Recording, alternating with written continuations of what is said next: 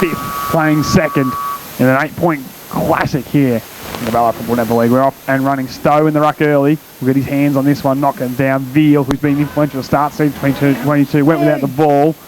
And in the end, we'll get another stoppage. Big tackle applied there. Looks like it was Johnston and Merritt. And he's got plenty to say. Notha just having a look and trying to keep some close attention on retirement owners to start things here. Johnston comes through. Handball's just towards the boundary line. A bit of hope more than anything. McDougall starting a bit higher up the ground than I expected early here. Keeps it in with the Dodd. Quick foot to ball. Might work it here. The Nesta draws the ball towards McDougall. Has Jeffries as deep as forward. Oh, how far? Sends it inside forward 50. More hoping for the best with the kick, but getting back there. O'Shea, safe as houses, takes the mark and chip over top to True, who's left footer on the right side for him. Drops the mark, but has some time. Stops and props. Assesses his option. Normally brilliant by foot. Bang with the spoil. Got in there nice and low. Punched it down on the other side there. Trying to pick that one up there was Keel. Couldn't quite do so. We'll get a ball in the attacking side, centering on the outer forward flank region. Advantage early in the opening minute here the way of the Kangas though. Started the better of the two. Van Meel in the ruck here against Stowe. Takes front position, wins it down. Out the back goes Hill. Hand pass was good to Veal. Thought the spin and tackle did well in the end. Found Hill on the outside and he used the left foot and it's out in the full. Free kick the way of East Point. And that's what we were talking about earlier with being able to know how to kick with the wind there. He's kicked with the wind, rolling good, but stayed near the boundary line. If he stayed near the boundary lines today, more than likely it's going to go out of bounds on the full. Question, if you will, Jake, or which side of the ground would you be instructing your players to play on? I play in the middle, neither side of the ground. I'll be wanting to go up and down the middle. Nice mark on the outside by the Kangas, who just at the moment, just look a little bit more settled to start things here at the Marty Bush Reserve. High ball will be speared down the line. Keep it out of the breezes. Contention. McDougall on the second bite of Cherry's going to be paid the mark. And this is a really good start by East Point, just building with a couple of marks down the line. And we'll go inside 50 for the second time. Jeffries is the deepest forward. Snowden with a nice fist. Knocks it down. Hill, slight fumble, might work out through the middle though. Lockyer, let it bounce first, and in the end slapped on towards that. Now towards Lockyer in the middle of the ground, and he'll pump it towards a vacant 50 from a halfway point if you don't mind. It's bounced out of bounds, but one of those thumping kicks with the breeze that we'll eventually regain. Talked about. Yeah, if the full line's open like that, he may as well. He's normally a better kick than that. He might have rushed himself a little bit. He kicked it exactly where he was looking at it. Yeah. And the fascinating thing is that East Point's gone with young Jack Jeffries at full forward. On that occasion there, he's going against a very experienced defender in Snowden, who showed all his craft there. Nice spoil. The Burrow went through the corridor.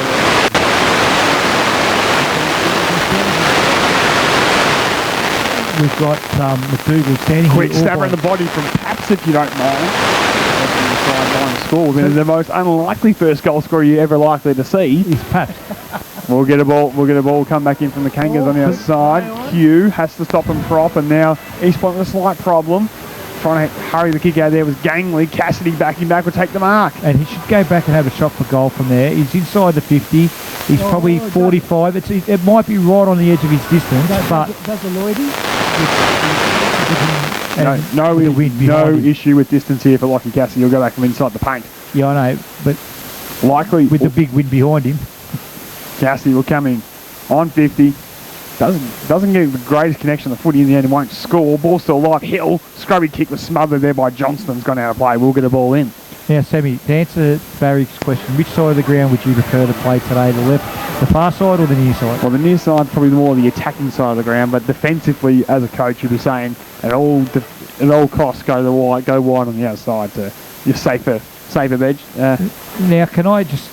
We've talked about this regularly this year, about having that extra ball at an end where there's no net.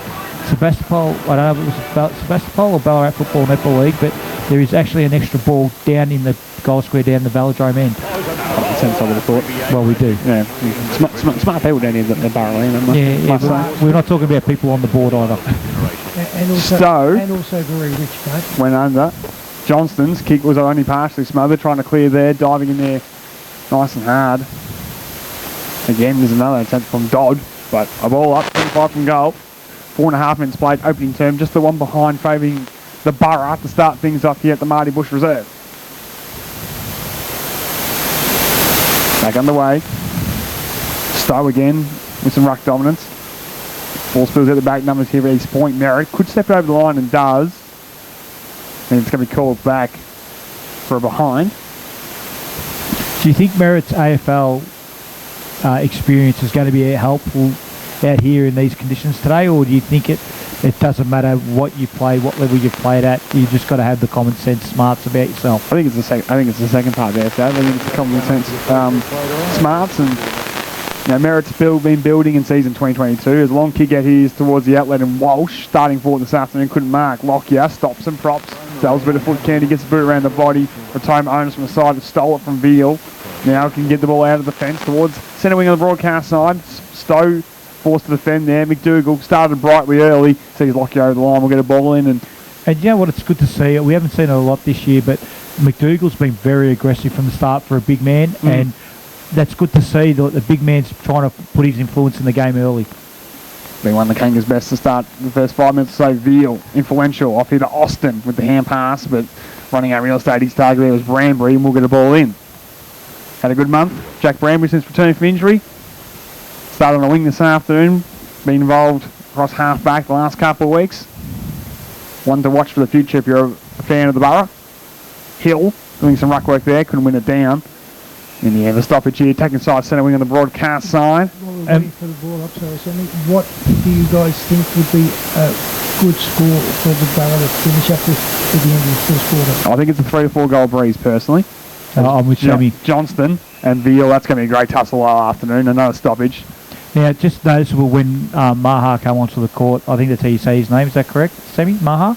Did you say number 25? Joel Maher. Joel Maher. Is it Maher, is it? Yep. Oh, okay. As soon as he came on, he went straight to Lockyer. He looked for him, found him, and he ran straight to him. And, that just shows you what sort of thing, how East Point value him. Of course. Knows Michael Searle very well. Teammates and former captain coaches at Springbank. High ball down the line. Big diss there by Lockyer. Just the forward only as far as Widgery. Tackled by Maher. And we'll get a stoppage here. Now the attacking side centre wing on the broadcast side for the Kangas. Trail by 2 points here on BFL Game of the Round on 979 FM. Your home of the Ballarat Football Netball League. Van Meel and Hill to do ruck duties. Hill, Widgery, hands free. Stolen there by Charleston. Put the hands up early to show that he had the footy. And in the end, another stoppage. Big tackle by there by Jed Hill. No relation. Back underway here. True centre wing. Went early, but Van Meel got the hands on that one from Hill. Cassidy boots the ball. In front there, Forbes knocked it towards the boundary line's advantage. One of them there by Merritt, kept it in when many wouldn't have. Put between the legs, if you don't mind. Branbury nowhere to go. Stoppage on the broadcast side. It's been a very tight tussle from the start. There's no gives or takes anywhere, and as soon as the ball is done, they're right into it, and that's great. That's what we wanted to see. Real arm wrestle. Hill trying to go over the shoulder was clever.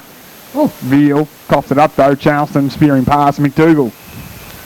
The live wire started early. Takes the mark centre wing for not the first time this afternoon. As we said, confidence play, mate.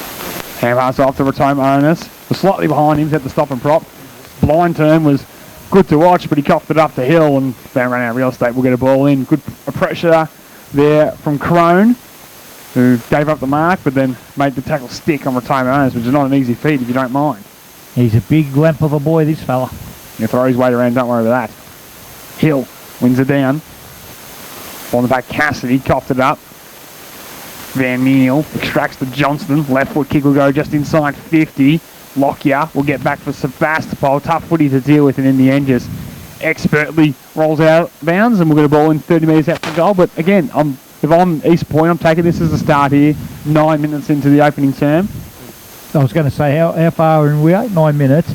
And do you think that Sebastopol have wasted the wind in the first quarter, or do you think the game's just that tight they haven't been able to get that freedom to do it? Just feeling themselves out here as O'Keefe. Go off to Cassidy.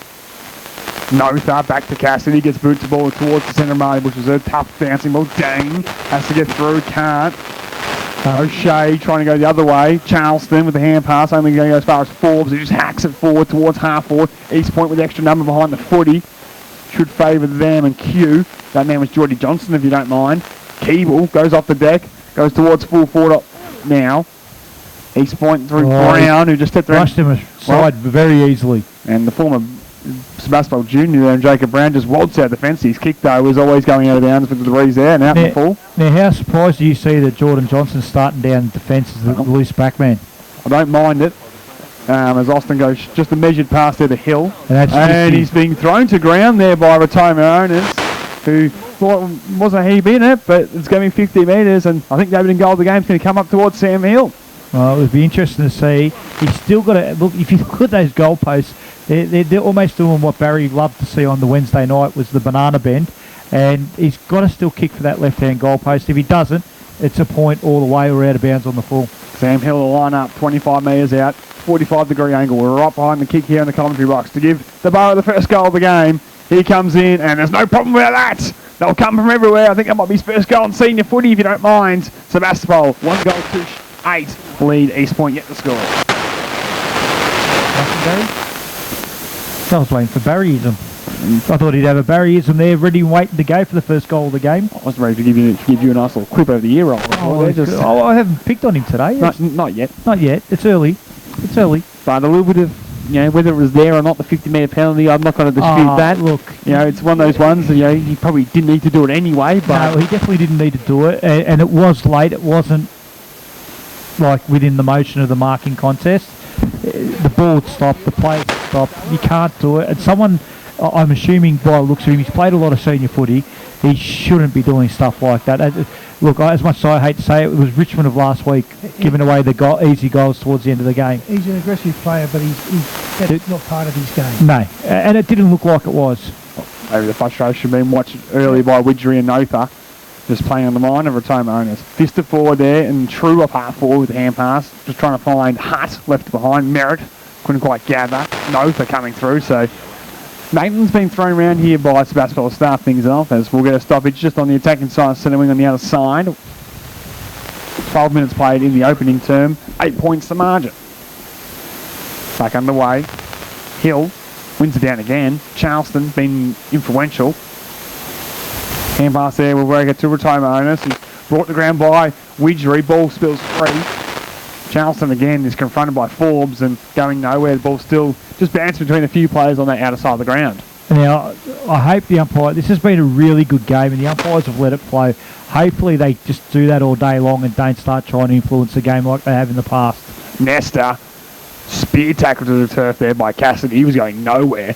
So stoppage was the obvious result, and a great tackle by last year's Henderson medalist, the number 12 from Sebastopol. Knocked down there by Van Mee on this occasion. Ooh. Charleston maybe caught one high. May have been friendly fire though, and that's why the umpire said no free kick. Just a bit slow to get back to his feet. It was lucky Charleston, but he seems alright. And we'll get back underway. Push and shove. Widgery and retirement owners, they're very getting stuck into each other. There's like a bit of physicality, both of them, and they probably the perfect pairing to play on each other with that sort of style of football. As Ma was able to steal the hand pass there from Hutt, and we'll get another ball up in the middle of the ground here at Marty Bush Reserve. On there by Hill. Cassidy brought to ground and going nowhere in the middle of the Marty Bush Reserve. Come back a couple weeks ago against Melton after a long layoff with a hamstring injury. It didn't look like he missed the beat. 30-plus possession games the last couple of weeks for the Borough. Hill wins it down. Then tried to hack it off the deck. Cassidy had plenty of it. Tries to extract. Hutt coming through. Maybe goes opponent high.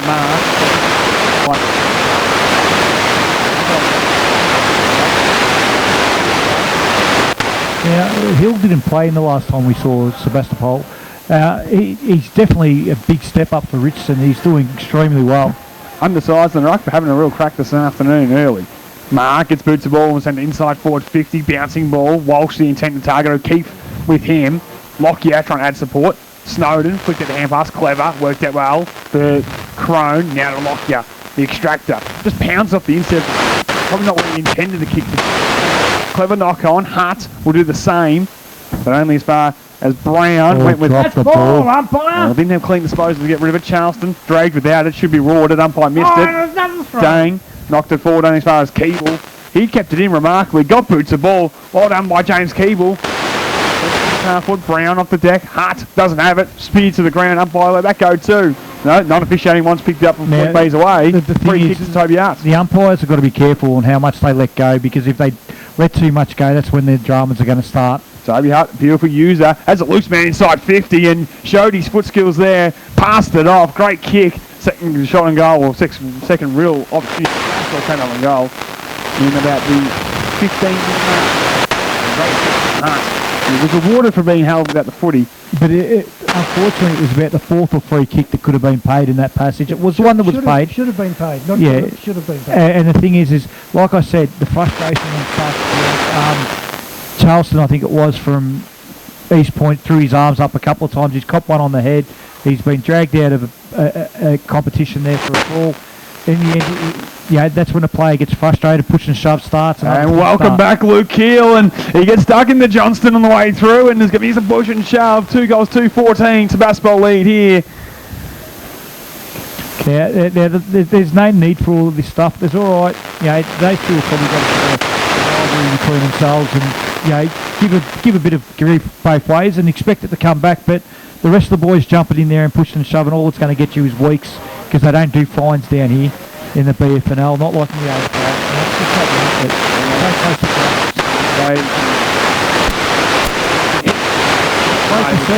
It's what we want to see. We want to see a limp game, and it's not. It's two sides going hard at it, and we liven it. It's a good bit of feeling here as that ball up the breeze quarter made it very hard for either ruckman, even Van Meel, who was favoured by, didn't know what to make of it, as we'll get another stoppage in the middle of the ground. Tough conditions not just for players but umpires this afternoon, clearly. Mate, the timekeepers are even getting involved in this. We've got to keep them under control, these fellas. Yes. Back underway here. Widgery got to boots the ball when many probably couldn't. Veal ducked the head and was going nowhere, so the umpire says, give it to me. No prior opportunity, of course, though. Just fell in his lap, if you don't mind. Stowe back in the ruck now for Sebastopol. Neutrally one down.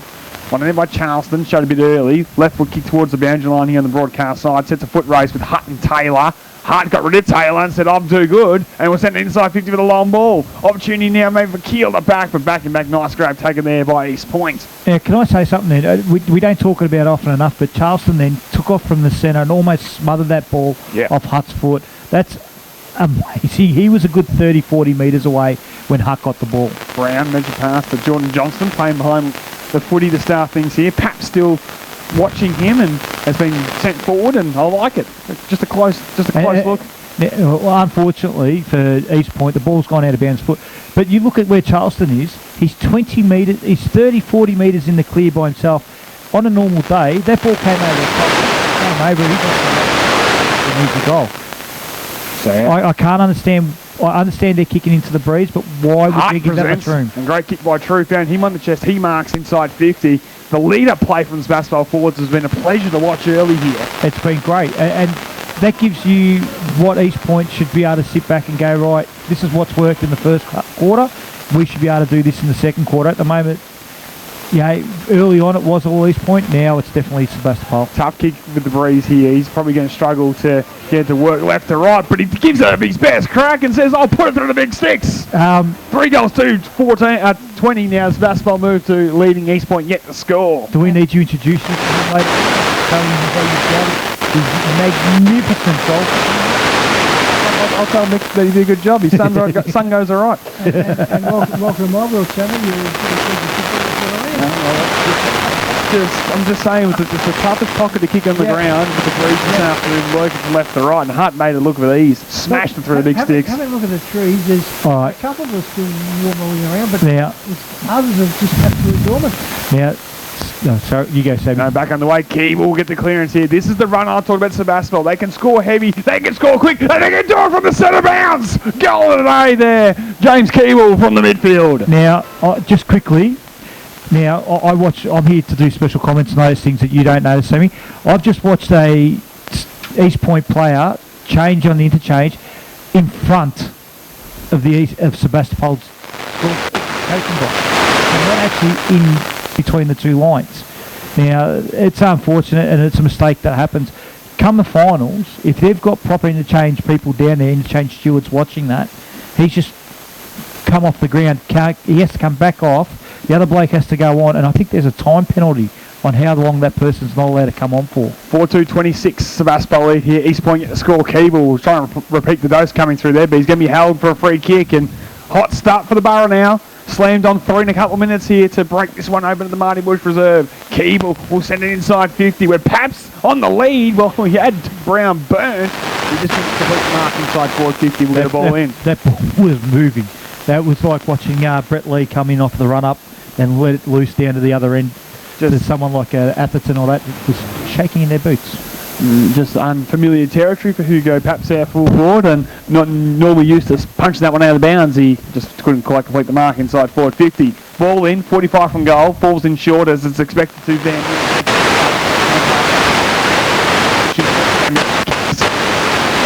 yeah, we'll get a ball up, 50 from goal. And while we're waiting for the ball up, there should be interchange students there anyway. So, should there? Well, they didn't notice that one, so... yeah, there should be. I'm not saying there is, but there should be. Okay. Back underway, Veal wrapped up immediately by Johnston and giving a bit of a head massage. And it'll come from everywhere. Jordan coming in, just saying hello. Forbes and Dang saying nice to meet you. And the umpire standing right.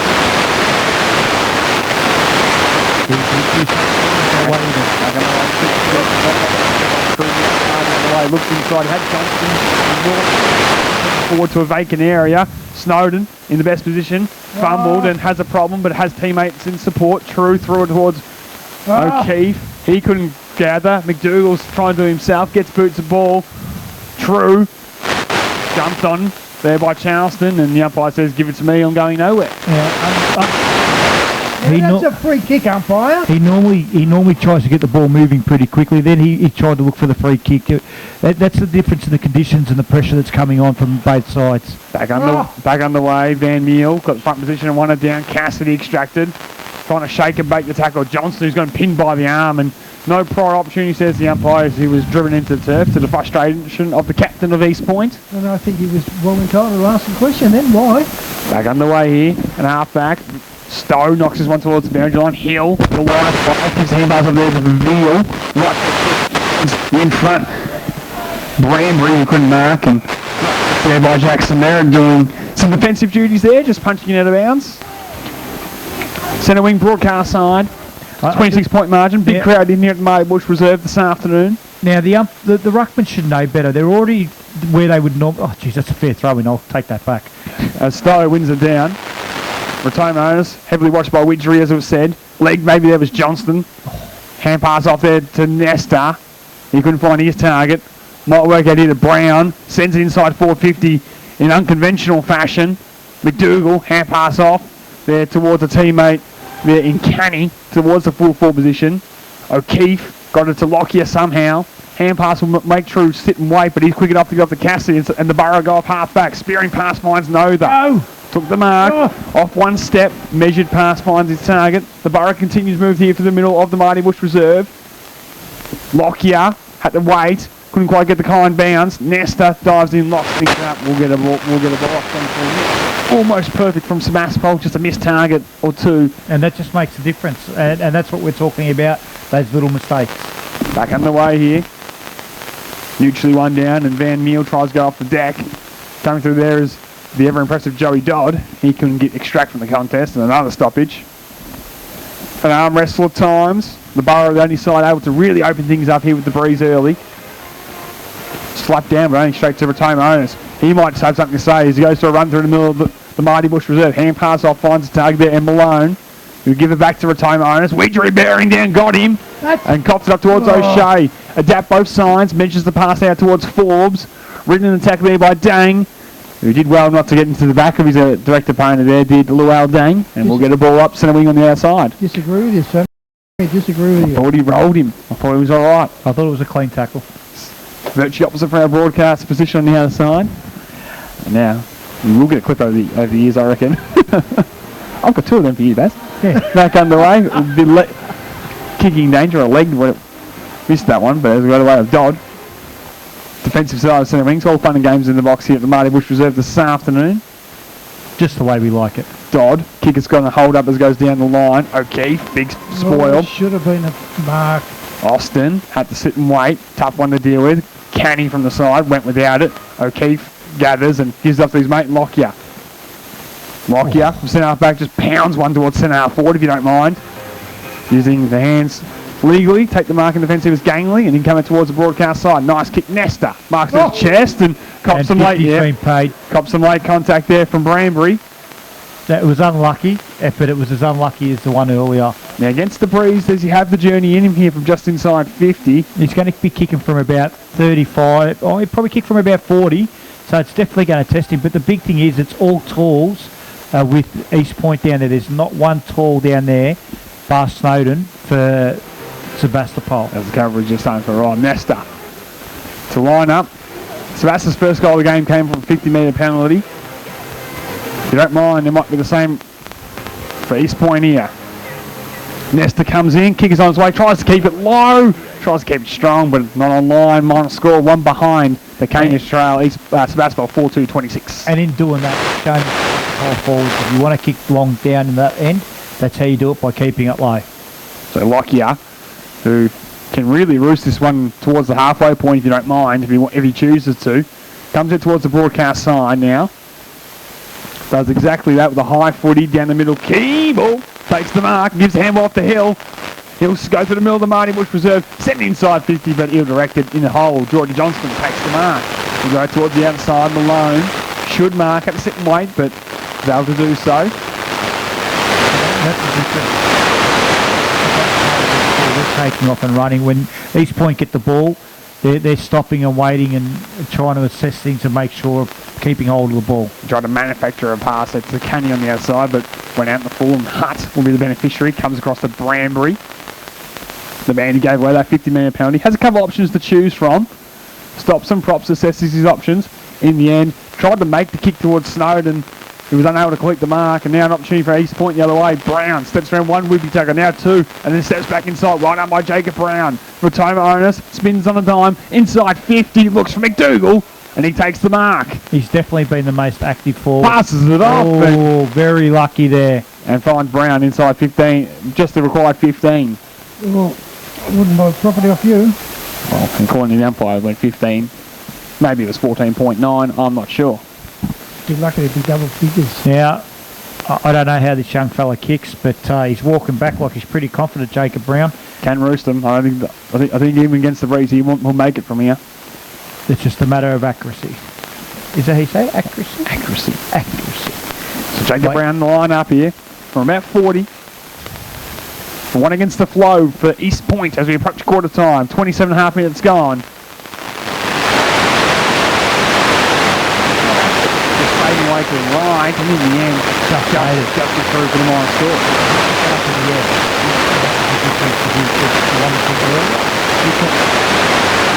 That one went up in the air and it got held up. Let's see if the Kangas are switched on this time as Lockie's out of stream. Our fullback takes a bounce and in the end sends it down the middle again towards Keeble, who was the target last time. Just when the head Veal couldn't take the mark, Carson threw it away, and the umpire agrees with Barry Ag, and the advantage is taken by Jed Hill. He'll go inside 50 with a long kick. Hutt's the deepest forward from the back, couldn't bring it down the mark. In the end, it's gone out of play. Well, with a boundary throw in. And that was smart by Hill. Everyone had stopped, he kept going, and the umpire did the right thing and called play on. They're going to be smart there, East Point. It's pretty obvious what the tactics are always going to be from Sebastopol. Lockyer's going to pull the kick down the middle. Keeble's the leading man, and twice it's worked, and twice it's nearly resulted in the score the other way. Yep. Back underway, he's going towards 50. Van Neal gets it down, Nota, manufacturing pass, off the taxi, outside the booth, bit of bullet. Actually, the last one there before quarter time for Sebastopol. It's come through Henderson Mills from last year in a lucky capacity. 5 goals, 232, and already 22 behind. Better than what you expected? Oh, it's a great start here. It's an enthralling contest, Well, and with the breeze, I said it was 4 or 5 goals. Well, the 5 goals now for Sebastopol's on the heavy side of the ledger. Absolutely brilliant game of football, isn't it? And look, the 5-goal breeze is helping. Outside of that, it's been a hard, contested game of football. And the 5 goals make it that Sebastopol are on top. But realistically, it's been a hard in and under game of football, which is what we predicted. 30 points margin here at the Marty Bush Reserve. Neither Ruckman touched it. That was a throw up. Down. And I said Stowe was able to knock it towards Cassidy. Oh.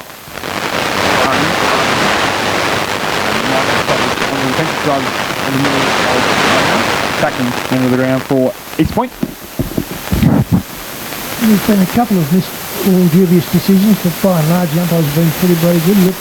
Stowe, only as far as Dane, wobbles it inside forward 50. Unclined bounce, well maybe a goal off Mark coming through, bounce from his own teammate if you don't mind. Hand pass out towards Dane again, who was managed sent inside 50. Tried the little right foot kick, almost moved his bootlaces and coughed it up. Off either Bailey Veal, he pounds it towards the outer side. Merritt and Hill do battle. Coming through there was Brown, put it the stiff arm, trying to get away from Hill the second time and couldn't do so. Brought the ground, holding the ball. Free kick will go the way of Sebastopol. Red hot to start here at the Marty Bush Reserve. They go towards centre half forward. Keeble takes the mark, if you don't mind. He could just about kick this. Runs around to his natural side, pounds it towards the goal post, goes for home, kicks his second. You called it early, Sav. 6 goals to start here for Sebastopol. A couple of brilliant ones from James Keeble, if you don't mind. Their barometer's on fire, and the Borough leads by 36 points as we approach quarter time. How many games has he missed This season? this season? Missed 2 weeks ago due to COVID, and I think that's the only one. So he's only missed one. But you just see, and we'll talk about pre-game, these guys that could wheel from 60 and do some real damage with that breeze by their back. Showed you. He didn't even question it, and again, home ground advantage just shows he knew exactly where to put it. He can do it on his left, he can do it on his right.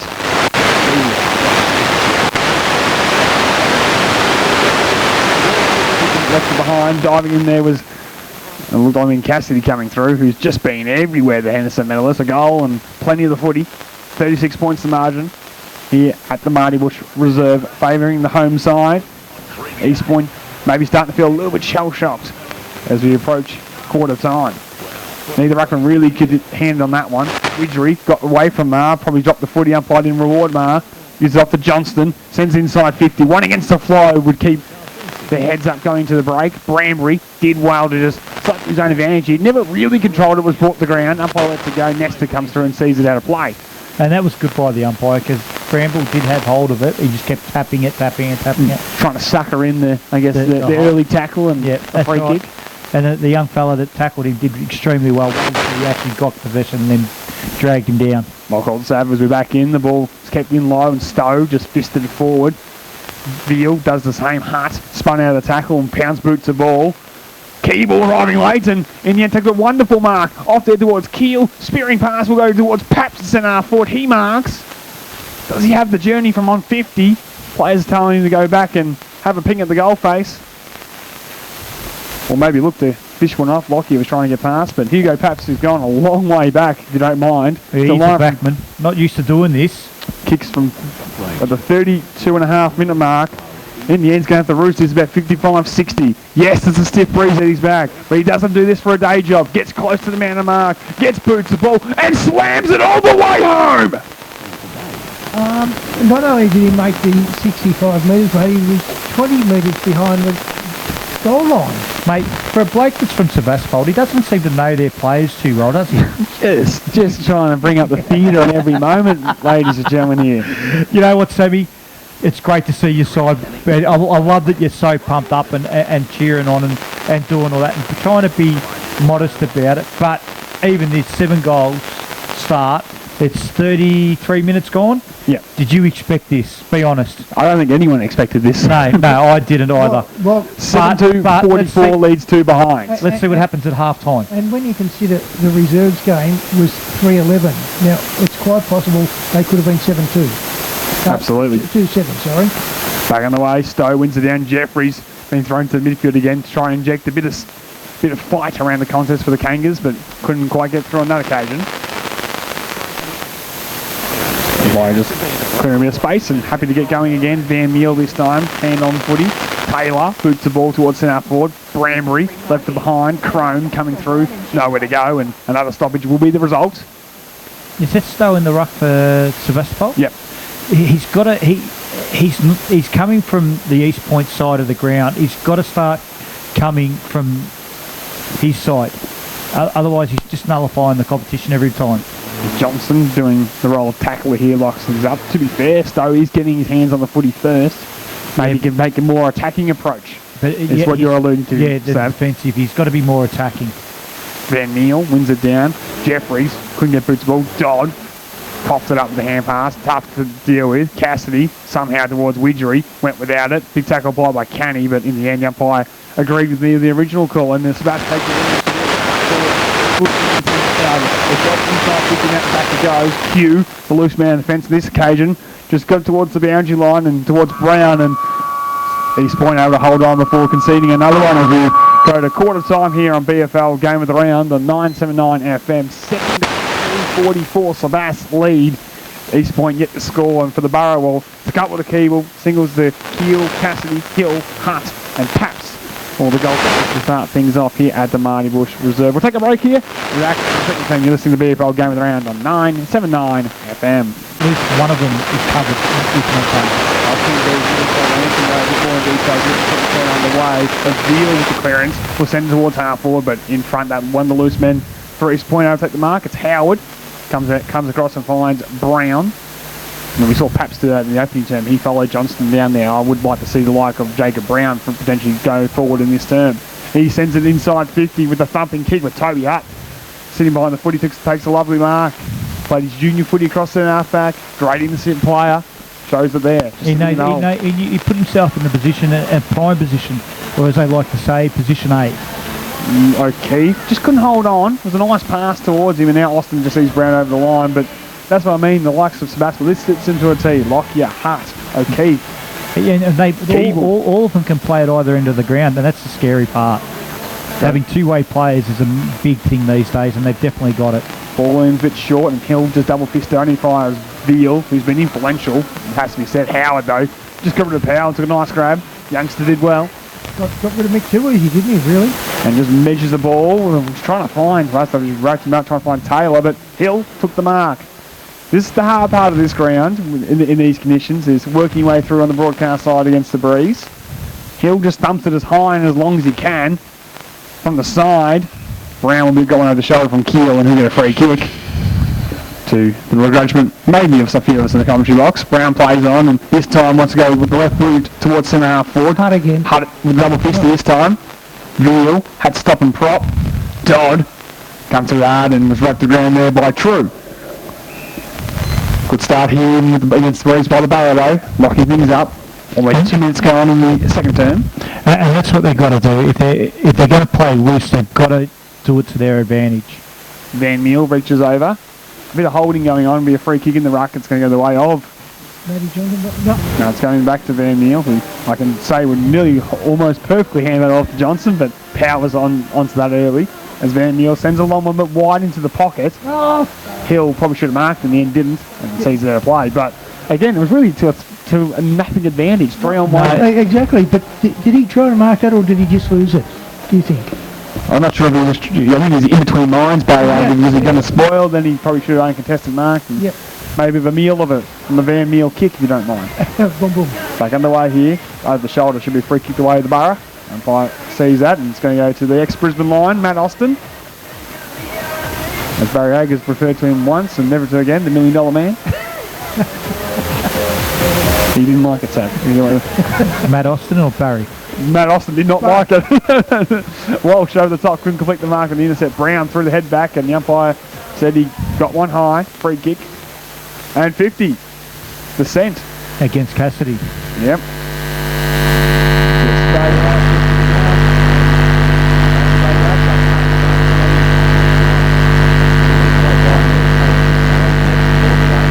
To the line. That's 60 metres at least. There was a goal coming anyway. Brown puts through East Point's burst. They're all coming from everywhere. They know they need to get a good start in this term, and that's the perfect way to get it. Jacob Brown, the first goal at 8 for the Cunninghams. 1-2-8 trails 7-2-44. If you were Surly, would you drag him? We drag a hand. Well, maybe. I mean, but it's very hard. He'd know. He doesn't need to be told by somebody that he's done the wrong thing there. Yeah, he just got to close his mouth and let the umpire do what he's got to do. But if Surly drags you, it shows everybody else on the ground that this is not what happens if you don't follow the orders. No, But that's, as you said. We'll get back underway here. But it's the exact same stand that Sebastopol had. They got a goal for 50-metre penalty, and East Point have done the same. True, coming off the half-back flank, couldn't quite go to that one, locked up and a stoppage. So maybe we get a repeat of the opening term, 7 goals the other way. I'd like to call that in the commentary box. Don't you worry about that. Back underway, Van Meel wins it down. Charleston boots the ball, McDougall shouldn't be paid the mark, only went about 10 metres. Snowden holding on to him with some vice grip there to not let it go, and the ball eventually spilled through for another stoppage. Defensive side centre wing on the outside, 4.5 minutes played. BFL game of the round on 979 FM. You're home with the Ballarat Football Netball League. Stowe was jumped over top there by Van Meel. Umpire just letting it go and slapped forward by the Borough. Only as far as East Point, who sent it inside 50, looking for Jeffries, but misdirected and out of bounds. We'll get a boundary throwing, 35 from goal. Well, if they keep playing that way, that's going to pull right into Sebastopol's hands, isn't it? Just go to find a little bit more control. Yep. Just not the breeze is going to do it for you with the message, I think, at the minute. Just still got to find your targets, look for your leads. That's what the Borough did well. That's how they found the chest of the likes of Huss and Keeble and Keel in the opening term, as we just await for the ball to come back from the white jumps over the back there. That's exactly right. It was a nice pass from the fella over the fence, straight to the umpire's hands. Yeah, we've got a game next week. You hiring at the Masters? Need anyone? No, we're right. Did you see the winning kick? Catch that one. That. And it's true, kick only going as far as East Point. Taylor lurking. Big tackle by there by Stowe. Now O'Keefe. Cassidy gets involved as well. Just shovels at the hand pass only as far as Charleston. Boots the ball. Gone the required journey. Lockyer in the hole. No surprise. Takes the mark. Comes across the broadcast side. Finds True. Has a man 15 metres or so in Keeble backing back. Brown took one over, gave one to Keeble over the shoulder. Actually completed the mark, but high contact first. Free kick, James Keeble. Well, that's one of those ones where it's, do you pay the free kick or do you pay the mark? Well, I guess and the umpire, he paid the free kick because the free kick was first. Well said, Sav. As Keeble off one step, just pounds it down towards centre wing. Off hands. Potoma owner slipped over, shoved it in the hand pass only as far as Keel. Has nothing forward of footy. So just tries a little underground kick towards half forward. In the end, the race is on. Hill's the fastest towards it. And in the end, knocks towards the boundary line. That's a win for Sebastopol from that contest. They'll get a ball in the half forward line. And that's the unfortunate, having two back. Two extra back, you don't have that when it comes up to the forward line, but that's all right. He did the right thing that time. Unlike what East Point did, he kicked it towards the boundary line. Back in, Van Meel wins it down. Hill, who's being lively off towards Crone. The kick was brilliantly smothered by Merritt. And now to the corridor, he might be an opportunity. Merritt gets boots the ball, but aimed towards a vacant half forward line where Lockyer is in the hole. Brown has gone down there to try to man up a man or two, I've noticed, after kicking the opening goal. Lockyer, and no one wanted to mark it. Yes. Three of them looked at each other, as Barry said, and none of them took the mark. Charleston's kick was smothered. Off the deck went Keeble in towards the corridor. Big footy be won. Cassidy will get there first on hands and knees. Shovel to the hand pass to no one in particular. Tackle applied there by Branbury. And the umpire's going to say, give it to me, I'll throw it in the air. There's a bit of push and shove off the footy continues. Cassidy involved. Had plenty to say to opposition and umpires this afternoon. Stowe in the ruck against Van Meel. Johnston wrapped up immediately by Notha, who become a handy little tagger in this competition. Did a wonderful job on George last week. Watching Johnston this week. And Matoma owners at times, just swapping between the two to his liking. Back underway. Charleston flips it over top. Ma stepped around one, now two. Wibby tackles, showed his class. Sends it inside 50 with the kick. Off hands, ball spills at the back. Paps got the handballs in the direction there of Lockyer. Flips it over top and finds O'Shea, who has plenty of room to move. And he's got some wheels. Good effort. Gets two bounces, had the protection from Branbury as he kicks it towards a vacant 50 where he has Powell, marks on his chest, gives the hand pass off, Widgery out to stop and prop, gets the underground kick, it's all about the bounce, it dribbles all the way across the face, trying to keep it in his heel, quick enough to do so, trying to spear the pass towards Stowe.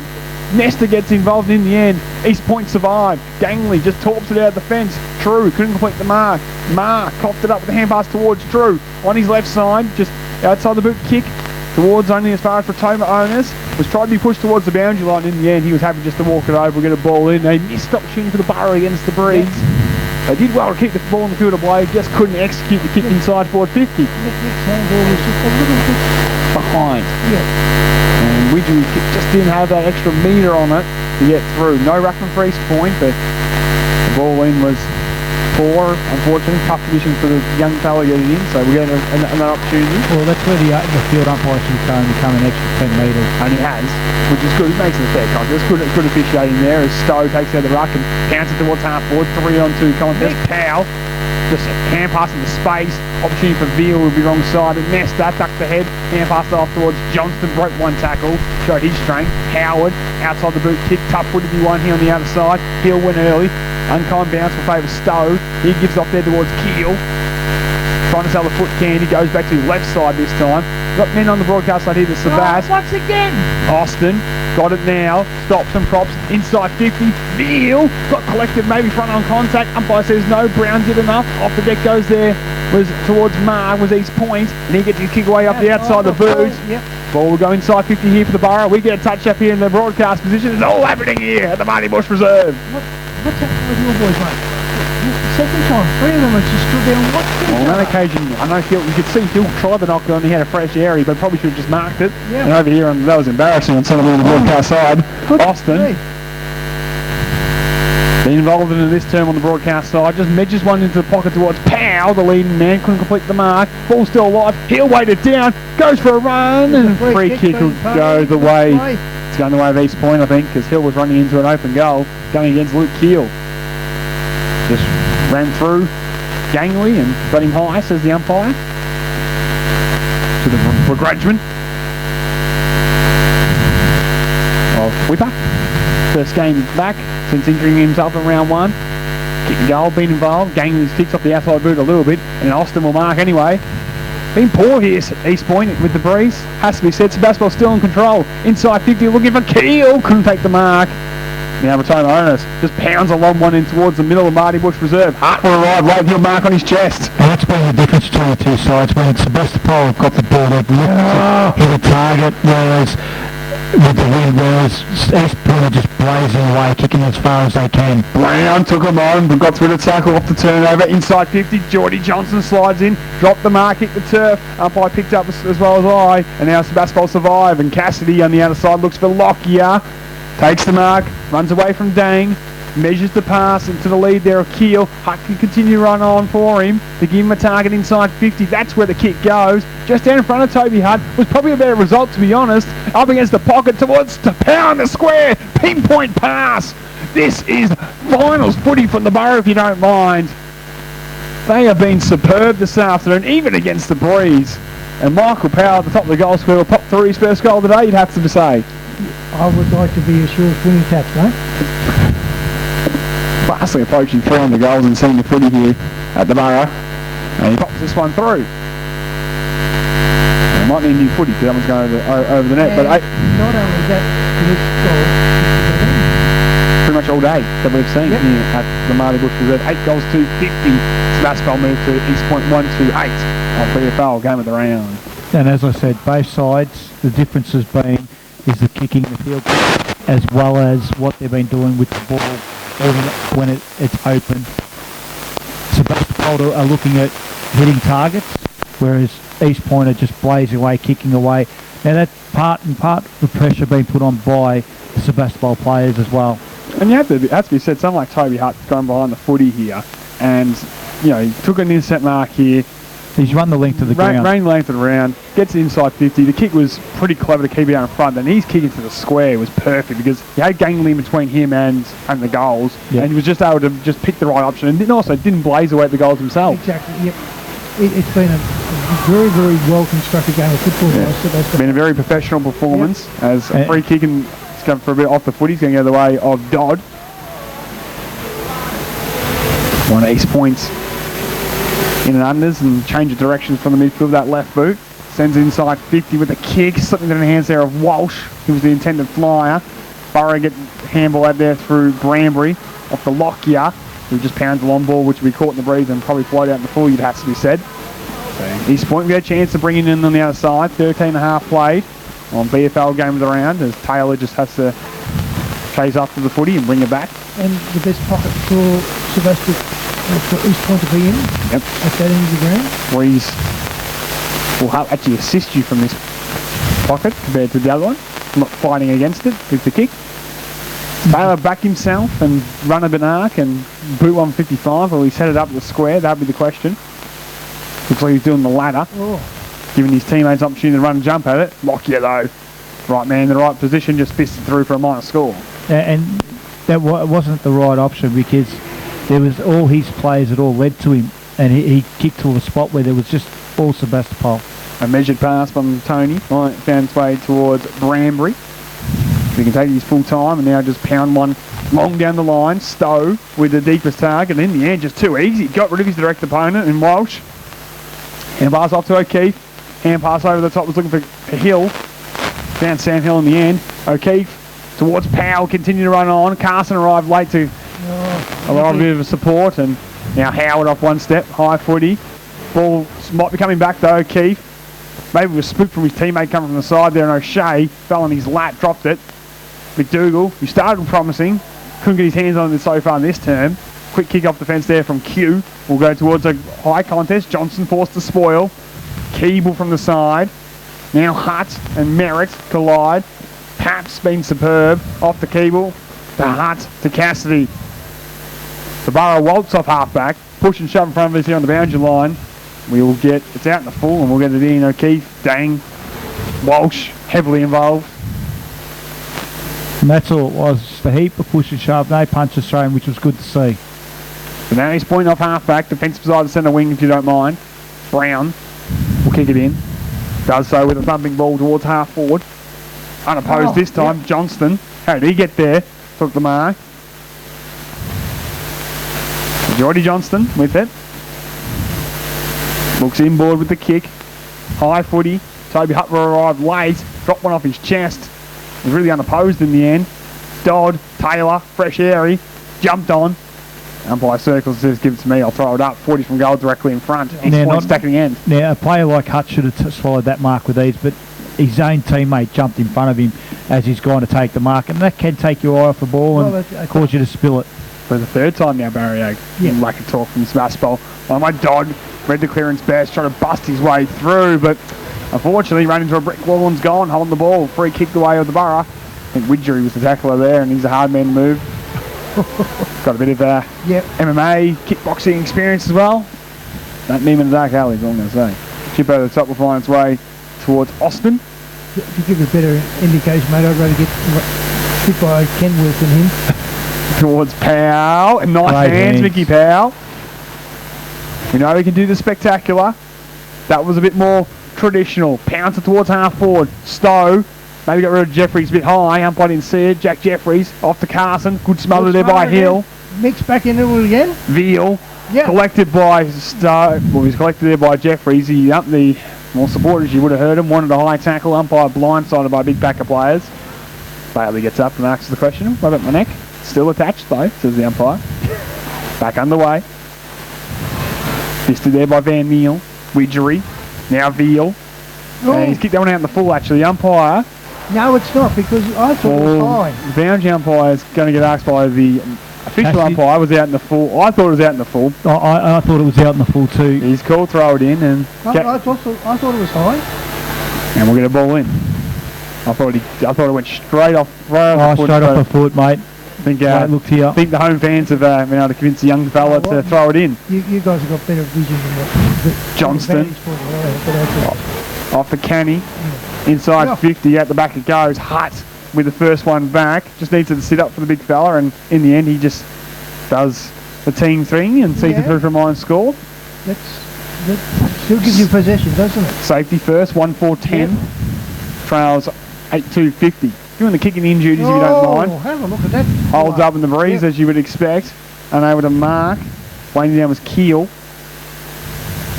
O'Keefe throw it away, and good tackle will be rewarded. I realise that the wind's up there, but the wind's not near the ground, and there's still a lot of fumbling going on, a lot of panicking. That's just showing the pressure from both sides. But could this be a wasted quarter from East Point's view if they don't slam on 4 or 5 quick ones? Well, that's exactly it there, Sav. That's what they need to do. They need to hit the scoreboard in a quick fashion here as we approach half-time. Dodd will have a shot on goal just inside the paint. 45-degree angle to work with. Distance shouldn't be a problem for him. All he's got to do is kick for the left-hand post, and it'll go through. Kicks on its way. Doesn't get great connection, to be fair. We'll fall short. That's the second one for East Point. Taylor goes inside with the left-hand hand pass. Off to Jeffries. Right foot snaps across the face. Minor score. And that's the second time that East Point have kicked in from that side of the ground from about the 45-metre mark, and neither made the distance. As just very close to the boundary line, the Lockyer kick down Hutt. We want to make better amends on connection from this one coming out of defence on this occasion. High ball down the line. Good body work there to legally normally take the mark there was Keeble, but fell off his lap now to play. How long's gone in this quarter? We've almost played now 19 and a half minutes. And there's only been the 2 goals scored. A few stoppages, but shouldn't be a 35-minute term like the last, you would have thought. As Van Meel knocks it down. Snowden had a case of the fumbles. McDougall spun 360, got boot to ball. Out the back it goes. Keel trying to get back and lock things up. Keeping it alive there was Merritt. And near sides won a score. So a lot of the players from Sebastopol then had stopped and were looking at the umpire as if there was a free kick or something instead of playing on. Jackson Merritt showed the difference by kept on going, not worrying about what the umpire was going to call or not call. Been about a couple of minutes here from East Point as we approach half time. Not making relevance on the scoreboard, but definitely looking a bit more accustomed to these conditions for the first time today. Lockyer high footy towards this broadcast side. Taylor waiting down, just pounds it back in. Lockyer uncharacteristically drops the mark, tries to make amends. In there was Canny. Hand pass up towards Taylor, who sent it inside 50 to Lockyer, who just hand passes to the line and is able to get there. Appeals for deliberate, and we'll get a throw in. No, I think we've seen, 2 for the year paid in a deliberate sense. I don't think we'll see too many more. Well, I think in the AFL that one there falls under the insufficient attempt to keep the footy in, but here in the VNFL it's happy to say throw it in please. Stowe brings it down. Notha wrapped up immediately as well, and Dodd not far behind him. We'll get a ball up, 48 from goal. Kangas need a quick one. Need to get some confidence back into the camp at the minute. Van Meel got up really high and really early. Got both knees into these opposing ruckmans there in Hill, who's a little bit worse from where. Young fella's He copped it right in the ribs. not a very fun place, and he might be coming, well, he's just coming and having a line, I think. Stowe back in the ruck. Van Meel wins it down. O'Shea from the side. Johnston up and down handball. Ma close to the boundary line. Kept in by Matty Johnston. Outside the boot for the boundary. Well, you don't mind that. I think he snuck it home. There's a conversation that the ball's going out of bounds is coming for you now. And it's all clear. Let's go.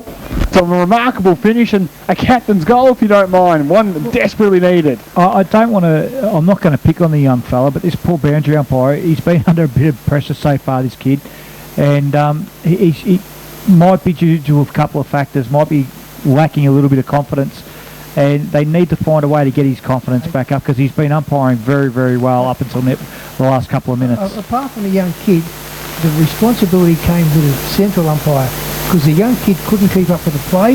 The field umpire was 5 metres away from it. He should have been able to call it without asking the kid to make a decision. But back at the footy, what a finish from the boundary from Matty Johnston, and one that was desperately needed. Reduces the margin to 32 points as we get back underway here. Van Meel down there towards Charleston's. Kicks not going to go to a quiet journey. Might be able to get his own pass, to be honest, as Van Meel is wrapped up immediately by Stowe and another stoppage in the middle of the ground. 8-2-50 leads 2-6-18 on BFL Game of the Round on 979 FM. Your home of the Ballarat Football Netball League. Van Meel fists it forward. Cassidy slides in. Coming in with Dodd. Somehow goes to Rotoma Onus. He gets boot to ball. Catches in the breeze and falls out in the full. Now, so far in all this ruck competition and what's been going on, he'll do okay against him, but definitely East Point's ruckman's been the more attacking ruckman, and it's shown he's probably had a lot more of the knockouts than anyone else. And at the minute, the kick down the line seems to be working for Sebastopol a bit too easy as O'Keefe found Widgery unopposed, has Stowe by himself here, and they just continue to build it forward to the Borough. Nice mark, got one in the chops. As he spears inside 50 and finds Sam Hill. Nice pass, good ball by the Borough. Against the Blues won't have the journey, so they'll look Cassidy's got to keep running. Cassidy keeps running. No, on the fat side. They're looking for Hunt reaching over the top. Couldn't mark. Gang threw it away. Jeffries. Now he's got wheels. He'll take one bounce away from Hart. And he can probably think about a second one. Can the youngster sends it inside 50 the kick instead. Walsh at centre forward should mark. Slingshot Freddie from He East should go Point. back. He should go back and have a shot from there. Not a notable goal kicker. Swung forward this afternoon is Mitch Walsh. Regardless of the result, that was the best passage of play from East Point all day. And it came from the rest from the bar. They went to the fat side, went looking for a goal against the breeze. But that was the thing. Cassidy kept running, and he should have put it in front of Cassidy. If he didn't mark it, he could run on and run into an open goal. As Walsh unloads, tried to get everything on the kick, and in the end, Just stuck it in. yeah, stuck it in for a nice score. 2-7-19, trails 8-2-50 here on BFL Game of the Round. A 9-7-9 FM Lockyer will kick it back in the field of play. East Point beginning to find their mojo. Just not hitting the scoreboard. Lockyer will come broadcast side. That seems to be the plan of the minute. Hill over the top, couldn't bring it down. Hand pass there from Kenny was good. Gangley though, slow to get rid of it. Had his pocket picked there by Veal holding the ball. Bailey Veal. Coming to the middle. Been super. And that kick inboard towards O'Keefe's a beauty. How brave with the bar. They want to use the corridor. Puts it in front of Widgery. Gets some support from Notha. Widgery gets bricked to ball, sends inside 50. Dangs back first. Has to make a decision. Right foot kicks a good one. To a 2-1 Hill pass. Well, he's trying to take the big bar. That should have been a free kick. And I think the non-official umpire has come back and overruled and said free kick, which is the right decision. Because Hill didn't touch it. There was two umpires. Yeah. And yet the umpire that's the furthest away from the play is the one that's called it. At least the right decision was made as the kick goes inside. Vinny Johnston holds on. He's in between that pack of about 3 or 4 Ballarat defenders. And Geordie Johnston in the second bar of the cherry, closely watched by Paps, held on. And he followed her up with another one, mate. Well, that's been the problem. No back-to-back goals yet for East Point. This to get their game going, to get themselves in the contest. We saw Hutton kick one from this pocket before. Can Johnston complete the dose? Gets close to the man of the mark, and never a chance we started there out in the full. But, yeah, I was going to say he was on the wrong pocket, but Well, that's just someone with his experience should know better. All he had to do was put that up to the top of the goal score and a little bit of blame it through for him. Lockyer just pounds out towards the broadcast side. Brown, the tallest man, couldn't bring it down. Cassidy well to spoil Hill. Mika. And wrapped up by Retained Onus, who's been quiet for his illustrious standards. Has to be said, really well watched by the likes of Widgery and Notha and Hutt even at times. Hill wins it down. Ben Hutt, the man I just spoke of, off the ground, going nowhere. And that was better by Hill. He's actually trying to get into an attacking position as a ruckman. So maybe Nicky said something to him about it. Back on the way. Then Neil wins this one to Charleston. He pounds it inside forward 50. Off hands, at the back it goes. O'Keefe off the keel. Boots the ball. Tough on the mark, but Matty Johnson said, I'm the only one that wants it. Took on his chest and he'll line up for goal. And just inside the paint, kicked one. We'll kick the last one from the impossible. This one's a bit more straightforward, 45-degree angle right on 50. Goal kicking, set shot goal kicking anyway. Has been a king in his Arsenal for a while now though, probably the only one. Terrific player, almost a complete player. This sometimes part of the game lets him down. Johnston comes in, starts at left to bring it back with the breeze. It's coming back, but it's just too far. And in the end didn't make the distance as he was trying to work it left to right. No natural kick for him from the looks of things, as it's now 2 goals 8-20 trailing 8 goals 2. What you notice with the AFL is they all get on the move as they kick for that goal when they do that left to right type stuff. That's all he had to do. He hadn't gone back far enough to get himself in the position to do that goal. Stowe tried to take the mark. Brown sends inside 50. It's going to be cut off though. Lockyer, but it must have been touched on the boot because he wanted to go immediately, and now he's gone holding the ball. Oh, rubbish! Which I have to say though, like I tend to agree because I don't. If the way he went, unless he was paid the mark and played on, I don't know what his prior opportunity really was there. Well, no. Well, I didn't see an umpire call touch, so obviously, I don't know. You don't know what was said out in the field, and you don't know what could be heard. I have to say that the disgruntlement from below us as well tends to believe that maybe it was a bit harsh one on the captain of Sebastopol Football Club there, but opportunity for Jacob Brown. They've had a few in his turn to 3 times now ready to get back-to-back goals. He needs to kick this out, right out and up to the goal scorer and let the wind bring it back in. Another player with a beautiful field kick of the footy. Can he do in front of the big sticks? Brown comes in, starts at left, wants to try to work it back, and in the end, not coming back. Minor score. Probably poetic justice. I'd have to tend to agree with you, Barry Egg. Not to take my Sebastopol cap off too much, but 2-9-21, trails 8-2-50. Unbiased call this afternoon on PFL going around on 979 FM. 29.5 minutes played. A lot of points in this term now to slow things up as Lockyer goes long towards broadcast side. Stowe will take the mark. Keeble will not hold this term, but to be expected. Not one for a forward going against the breeze. Well, considering he's playing in the back line, makes it a bit hard for him to be back into the forward line. That's what I mean. Lee Neal, runner down. Return owners, boots the ball. Again, that might catch the breeze and go on the floor. Although, remarkably bouncing the field of play. Keel sees it over the line and been just an industrious return from him so far. Been in the thick of things, Barrag. I was just going to say, I think he was very fortunate that big pine tree was where it was. It stopped it from going out on the full again. Just a few times we've seen kicks just get caught in the teeth a bit. As O'Keefe doing some ruck work, wins this one down towards the boundary line, and in the end, happily seen over. I think they'd be happy with that, wouldn't they, this bus? Yeah, maybe just to take precious seconds off the clock at this point. Don't want to concede another one, and they'll be very happy with this lead going into half-time. Hill try to manufacture the hand pass. Maybe some high contact there towards Molan. In the end, he's jumped on by a few, and the umpire's going to let it roll on for a stoppage, and the push and shove continues. Cassidy involved. Just see how you're doing, and plenty of fire in the contest. Back underway, Van Muir unopposed this time to return owners. Closely watched and brought to ground. Great tackling pressure by Sebastopol here, just locking things up inside defensive 50. Taking second after second off the clock. Great work from the Borough. Back underway, O'Keefe wins this one down. Jeffries shoveled it forward. And he had a stoppage would have resulted in 48 from goal. Just inches away from the last contest.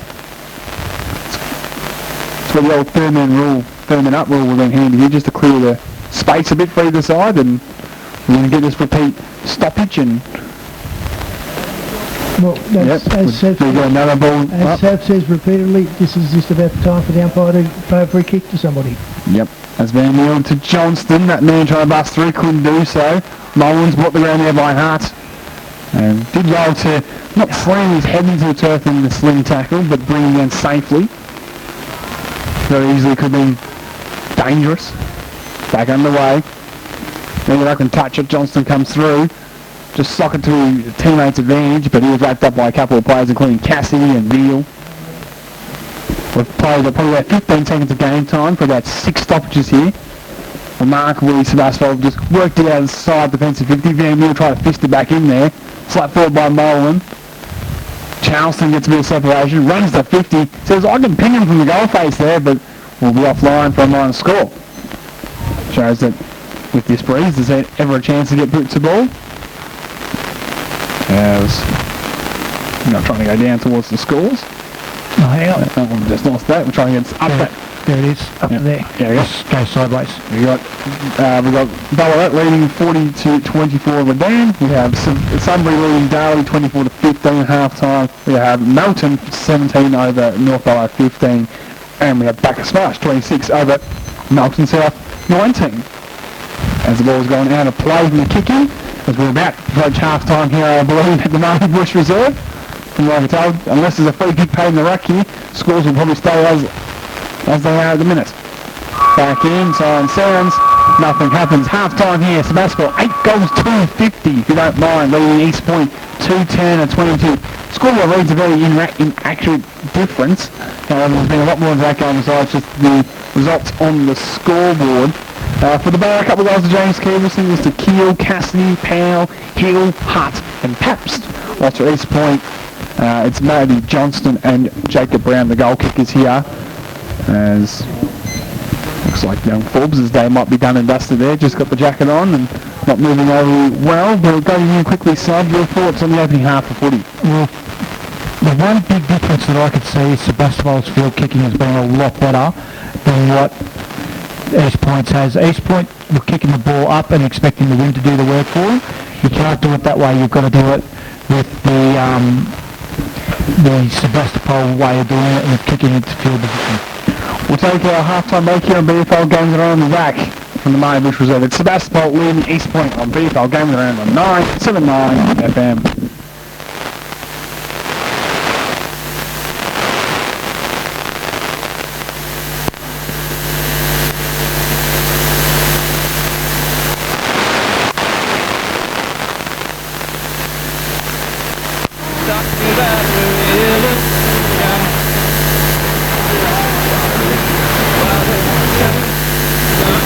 Which Blake didn't really help him. So East Point going to back themselves in. They're trailing here against Sebastopol on BFL Game of the Round, run away.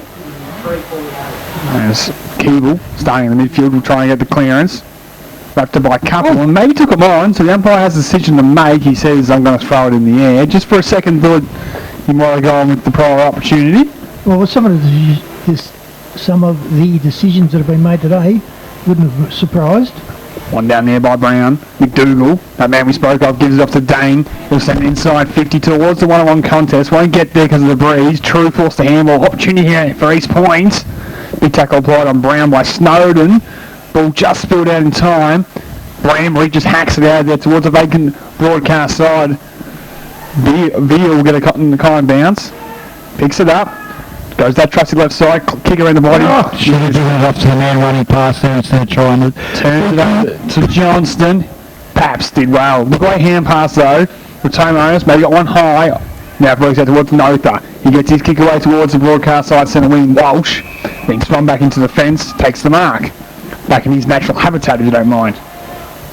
Defensive side centre wing, measured pass at the feet of Nesta, made it hard. Did Cassie get him high? Yes he did. Even though he's claiming he ducked into it. Well, I would have thought he did. Free kick, though, to the man in Nesta. The whistle's blown, and that's the end of the story. One of the two-time premiership players out there. High footy, Lockyer with the fist, brings it to the ground. Merritt overran it, but retain owners. Measured, clever. Finds his target inside 50. Brown takes the mark. And East Point, good start here. Against the breeze, have to make it count. Limited opportunities coming, you'd have to say, by how this day has unfolded at Marty Bush Reserve. 45-degree angle, 40-metre kick coming up. And so far, East Point have gone the full circle, they've gone the halfway around, and they're actually field kicking is a lot better than what it was in the first half already. Goalpost wobbling, Jacob Brown lining up. Starts his long approach.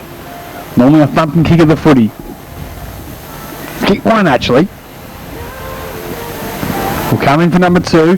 Gets very close to man in the mark. Won't make the distance with the kick. Falls out in the goal square. Taylor trying to get the hand pass off towards Johnston at the full forward position. O'Keefe appealing for a free kick that he dived on, and umpire's not going to fall for that, and we'll get a stoppage. But inside 50, 2.5 minutes gone, third term action, right in the field if you're an East Point fan. Johnston on the move to create. Brown tried to take out the ruck, couldn't do so. Big tackle there by Cassidy, quick kick coming out there by Sebas. Veal's in front of Mar. Mar's forced to defend. Locks him up close to the boundary line. We'll get a ball up. 55 from goal. He's got a vice-like grip, hasn't he, Mar? Once he puts those arms around you. Done a few good little things, showing his experience this afternoon. Just one of the classier and cleaner players this afternoon for East Point. Stowe wins it down. Quick kick inside 50 there by Merritt. Brown, being the most dangerous inside 50. Steps around the looping tackler. And Paps bearing down. And goal-saving tackle by one of the most loved here at the Sebastopol Club, and here you go, Pabst. Off the Brambury. Kick was bumped as he kicked. Now Brown ran into a brick wall there in Cassidy. He gets a boot to ball towards centre wing. Veal will be the first one to get there over Van Meal. Off there to Austin. Just tries the outside the boot kick. Powell's in front. Powell should mark and does. Clever kick to his forward's advantage. Vacant forward 50 to work with. So Powell just pounds it in there. Yes. 1-on-1 contest. At the back says Keel. Just worked the inexperienced Daniel underneath the footy. Marks on his chest. And on the right side, no, wrong side of the ground, sorry. But Luke Keel just showed all his footy smarts there. Ran around him, knew where the drop zone was. Dane was out positioned and just used his body to full effect. In a complimentary way. Just shows you what years of experience can do with non-experience, mate. So now, exactly right, as Luke Keel run up from 40. Obviously left-hand goalpost, let it fade back. We've talked about it all afternoon. Comes in with the kick, follows that method, And that's how you do it. and holds its line. Luke Keel kicks his second goal in return, and Sebastopol kick their ninth of the afternoon, 9-2, 56 to 2, 10, 22. Sav, I want to go to you about Hugo Paps, because I was talking about him pre-game as one of those guys for this year's Team of the Year, and goal-saving tackles like that shows how important he is. Yeah, look, Brown could have easily run into an open goal and he could have kicked the ball 3 steps earlier but wanted to make sure of it. And Hugo perhaps instead of giving up and going, well, he's got the goal, I'm not going to allow him, and did what a defender's meant to do and defend, and he stopped him. And it was great. And that's what you love to see from your bigger men, is those last minute 1%ers that, you know, it's a 12-point turnaround, gone down the other end and kicked the goal. 12-point turnaround, Sav, couldn't have said it better myself. Back in the middle, Keeble in there, gets the clearance of a big left foot kick inside forward 50. Hunt was the intended target, spills at the back. Walsh knocks it towards the boundary line, and that's a win for East Point. They'll take a stoppage inside 50. I would have thought it was a win for the Borough, mate. Well, at the minute, East Point just holding on at this point. 9-2, 56. Because there were 4 or 5 East Point players there by themselves. Under pressure. Yep. And inside defensive 50. Stowe wins it down. Veal tries to extract, couldn't quite do so. Hand pass was clever. Off to a teammate there, and Howard, he gets it out towards the other side, but reading off the boot best there was O'Keefe, who continues to grow across half-back. The next Tony Rocky, they're calling him here. You can see why. Very similar in stature, good with intercept marks, and the kicks towards Hart. Couldn't mark it at the full forward position, still a chance maybe for Veal to come through. And a stoppage 20 metres out directly in front. Besieged by the red, white and blue, unfortunately. Good defensive play by East Point to hold on, but the Borough happy with the way things are going here at the Marty Bush Reserve. Stowe wins it down. Hutt overran it. Quick hand pass off the return owners was good, and now East Point can clear, although he kicks off the outside of the boot, not for the first time today. He's kicked one out in the full. Not having his best day at the office, it has to be said. O'Keefe will pound it back inside 50 if you likes from 70 metres out. Oh, that'll go all the way. Right towards the goal square, and off hands it's seen through for a minor score. Just to add that extra metre or two it needed, Barriag. 9-3, 57 leads 2-10, 22. Damage control at the minute for East Point.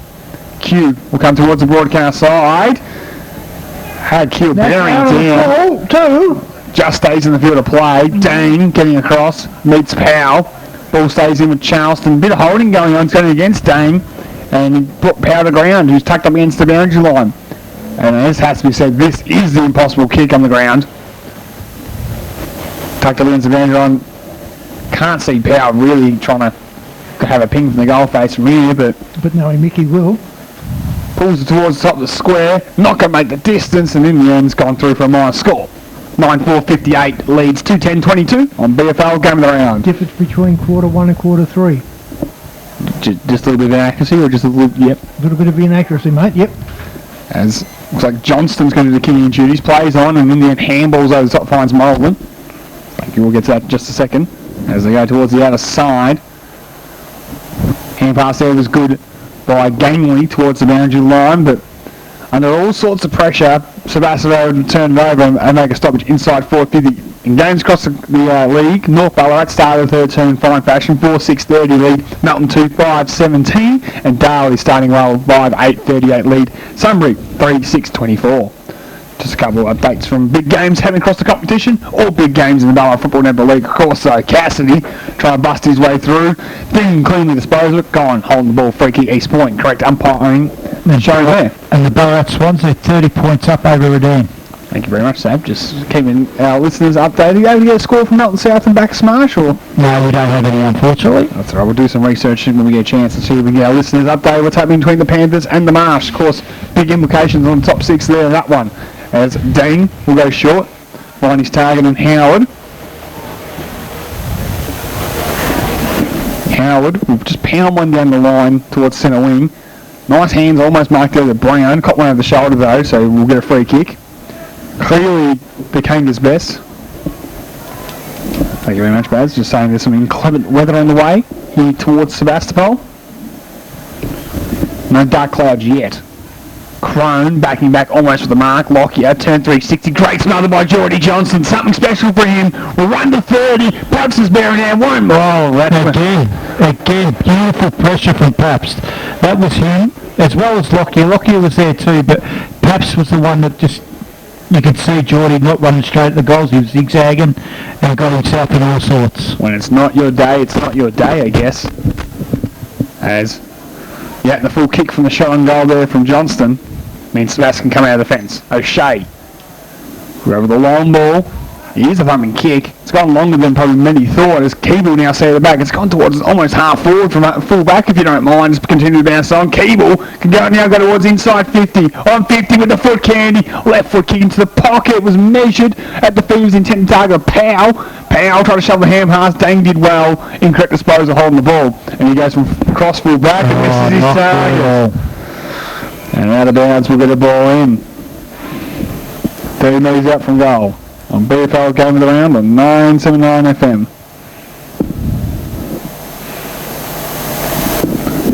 We're at 25 metres out, and the Johnson miss and the dang mistake across full back sums up the situation from East Point today. There's one down there by Hill. Dodd gave it off there towards Rotoma owners. Going to hold up in the breeze, and it's going to be almost impossible to mark, but Powell just fell on his chest and took it directly in front, 30 from goal. And the thing was, it did go up and it did stay up, but Powell was the only one that wanted to go near it. So directly in front, Michael Powell, who's booted one this afternoon, will line up. He should kick his second with a lot of ease. So Mickey Powell just started to the left a little breeze will take it back. Thanks, mate. Will start his approach to the 11-minute mark of the third term. 9-4-58 leads 2-10-22. Powell coming in. Kick is on its way. And kicks across the face. My score 9-5-59. They move to. Towards the end of the third quarter, 4-10 to 4-2. Bacchus Marsh leading by 8 points. Thank you very much to Barry Agg doing the investigation in journalism for the first time in his career. And what would you say, Sammy, about the score that Sebastopol could almost sit back on their heels in the last quarter? I think they'd be wanting to get it closer to 50, 60 points. That'd be what they'd be. I mean, they would have taken that obviously pre-game going to the major break, but from the situation of the game, they want to have a lot of ascendancy just to be safely seated home, I would have thought. As for Toma Ernest in the middle of the ground, good hand pass will find Maher. Just sends it towards the broadcast side. We had a loose man in Gangley. Good kick finds him. He plays on.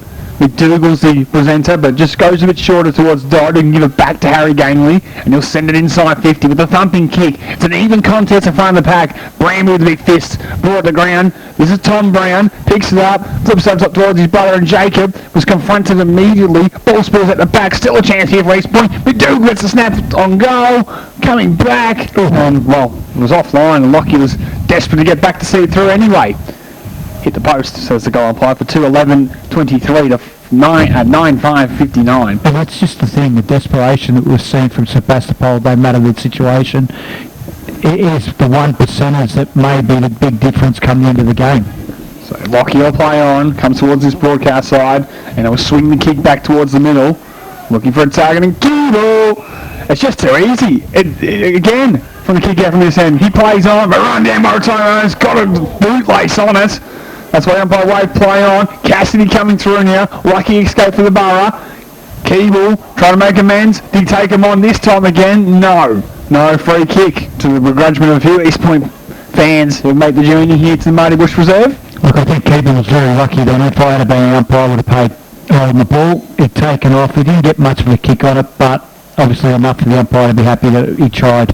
O'Keefe boots the ball. Hill, the live wire.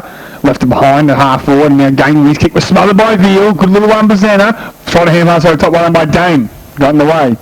Taylor. Boots the ball. Sliding. Nice one-hander taken there by Brown. Sliding their hands and knees. Tries to pierce the pass in the Johnson direction. Good pick up in the half volley. Did well, and now the hand ball was off to Canny. He'll send it towards half forward. Kick will favour Brown at the back. Went with the one hand, couldn't bring it down. Has many at the side. Lower once again. O'Keefe bearing down. Brought him to the ground, holding the ball. Didn't give the first option to Brown. He was caught, and Sebastopol rewarded. O'Keefe comes towards the broadcast side. Johnston backing back, and with great courage took the mark. kick wasn't really directed to anyone from Sebastopol's liking. Geordie Johnston made his own. O'Keefe floating in, took a nice grab. And that's been the difference so far again, is that kicking to position has been so much better. Once again, High and kick it straight to me. Just passing between each other, O'Keefe and Johnston. He marks on centre wing. Asking teammates to come at him is JJ. Different afternoon, we've already spoken about a few times. Tries a barrel, gets none of it. The chaos ball might work out towards half forward though. Stowe picked it up though.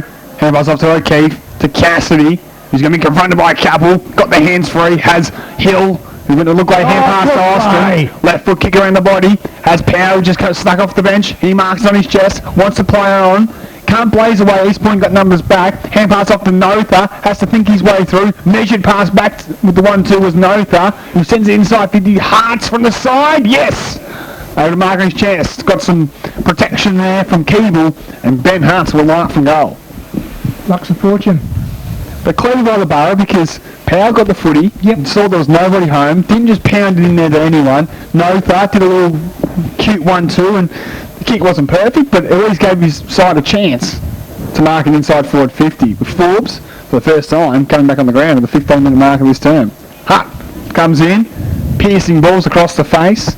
In the end, it's a minor score. 9-6-60 leads 2-11-23 on PFL game of the round. This quarter, they've definitely been a bit wasteful near the goals. They're going too wide. They need to come back more to the middle like they were in the first quarter. Well said, Sav. 37 points here at the Marty Bush Reserve. Looks like Q might do the kicking in duties. Wants to go to the outer side. That's the designated spot for East Point. Holds up in the breeze. For front Good position. grab. Nice mark taken in by Merritt. One more towards centre wing. Snowden McDougall. Ball spills at the back. It's hacked forward there by Canny. Getting back for Sebastopol is Brambury. He's got a decision to make across the ground here. Kick's got to be perfect. Towards the broadcast side. Johnston spoils Paps. Hutt's arriving late. Johnston just kicks it into his own advantage towards the boundary line. And in the end, the ball goes out of play. And got the little attention from Hugo on the way down, but nothing in it really. Couple young guns in this competition. Couple young guns that I think would feature in interleague or team of the year selections, no doubt, at the end of the season. Yeah, we definitely have to say both of them will be around the mark. Been terrific for their respective sides in season 2022. Brown, big fist, Paps, that man we spoke of, off the Widgery, strong hands. But why So give it to Cassidy, him? That was high, he umpire. may have got one high and then didn't get boots of ball, so he's going hold the ball. Oh, garbage. Free kick will go away with East Point to the begrudgment of the Sebastopol fans and one Barriag as Dodd measures, finds Matt Johnston, 50 from goal. We'll just set this one up top of the square. Looking for the high fly, maybe with McDougall, off hands, Stowe. Handball off was good, found target and Lockyer. Now Keel getting back. Austin pounds it to the outside. Hutt wants it at the back, goes over his head. Forbes up against the boundary line with Dang, sees it over the line, we'll get a ball in. Attacking the half-forward region, and the attacking end of the ground for Sebastopol, outside. 17 minutes and 45 seconds gone in this term. As you said, attacking end and attacking side. Attacking side of... I don't know what I was trying to say about it. No, We'll just keep it going. just agreeing with you, mate. Yep. Back underway. Brown wins this one down. Big tackle there. Driven and deserved by the Borough. Widgery trying to knock to his own advantage. Shoveled at the hand pass to a voice where Austin was waiting. Could have a flying shot at the goals of Commander Austin, but that one's off the side of the boot, man, the full. That you would have someone of his experience and ability, you would have expected a bit better kick for goal than that, but Probably had half a second longer to steady. yep, he could have, you know. But then again, if there's a lack of talk out there, he doesn't know that and then rushes the kick and it's out of bounds instead of maybe a goal. East Point have done well here just to stay within the contest. Could have been blown out of the park and respectfully staying in it, as that kick though just puts the mocker on, and our defence is awful from Walsh, has to be said. Turning over, and now Cassidy got a shot from goal 30 metres out, pretty much directly in front. But why would you put the ball anywhere near his area? Just, as Hutt and Walsh just exchanging words. Might have just said nice kick, mate. No, he would have said great pass, but you're on the wrong colour jumper. We'll see in 2023 at pre-season, we'll win some of the stuff I would have given you. Yeah, both similar things. Cassidy to come in, make hit for his second, keeps it low. Well, not great connection in the end. No, a great result, minus score. I think some of these guys kicking with the wind are being a bit lazy and expecting the wind to do more of the work than they're prepared for it to do. They've got to kick through the ball. No matter what, you kick through the ball all the time. Still give the ball a chance is what I was taught. As 9-7-61 leads to 11-23. Jeffries inside defensive 50. Well, they've kicked 1-5 this quarter, where in the first quarter they kicked 7 goals too. That tells you everything. Jeffries, long footy down the line. Johnston, just starting to grow. Takes a nice mark, reaching over the top. And now pounds one in towards centre half forward. Tough ball be won. Hill did well to protect it because he had some support in Branbury. Over top to Cassidy's going to have to be quick because he's got 2 players bearing down. Got it away towards Widgery. Got through a whoopie tackle and goes towards the outside towards O'Shea. Now he's adapt both sides. We'll go on the left foot inside 50. Measured past to Keel, who's courageous backing back. Couldn't complete the mark. Still a chance for Keel. It's just knocks it forward as far as Jeffries. He got boots the ball. Cassidy collect his opponent high. Free kick led away East Point. It was Nestor, the man that was coming through and got one over the shoulder. So we've gone time on third quarter. East Point hanging in there by the skin of their teeth. Have Mandy on the broadcast side. Johnston's the obvious target. Did O'Keefe fringe umpire says no. And now Austin with the hand pass. Down Widgery. Short kick. Was it a required journey? Umpire must have said no because we've got a stoppage that's 50 metres out from goal. Having paid, I reckon Keeble might have been lined up from 55 from his last couple of efforts. No, I think It was longer distance-wise and he's paid a couple already, but Nevertheless, a stoppage and Hill wins this down and another one inside 50 Barry Egg. Just that consistency sometimes. I am going to buy myself a dictionary one day and find out what that word means. And you can teach it to all the rest of us here at 979 FM, that's for sure. It's Hutt went without it. Quick kick from Taylor. Gone higher in the air than further in distance. The umpire waves play on back to Taylor remarkably and another stoppage. Can I ask a question? Did I pick North Ballarat? You did. I did. What's the score in line that game? 51-17. And the Roosters just handing out maybe potentially the Bloods' only loss so far in season 2022. Darley are now 18 points up over Sunbury. We know the score here. And Ballarat 37 up over Redan. Hill wins it down for Sebastopol. Going nowhere though. Taylor with the big tackle on Cassidy. And I'm just trying to find out the score between Melton South and Bacchus Marsh. Brown wins it down. Look away, hand pass was clever.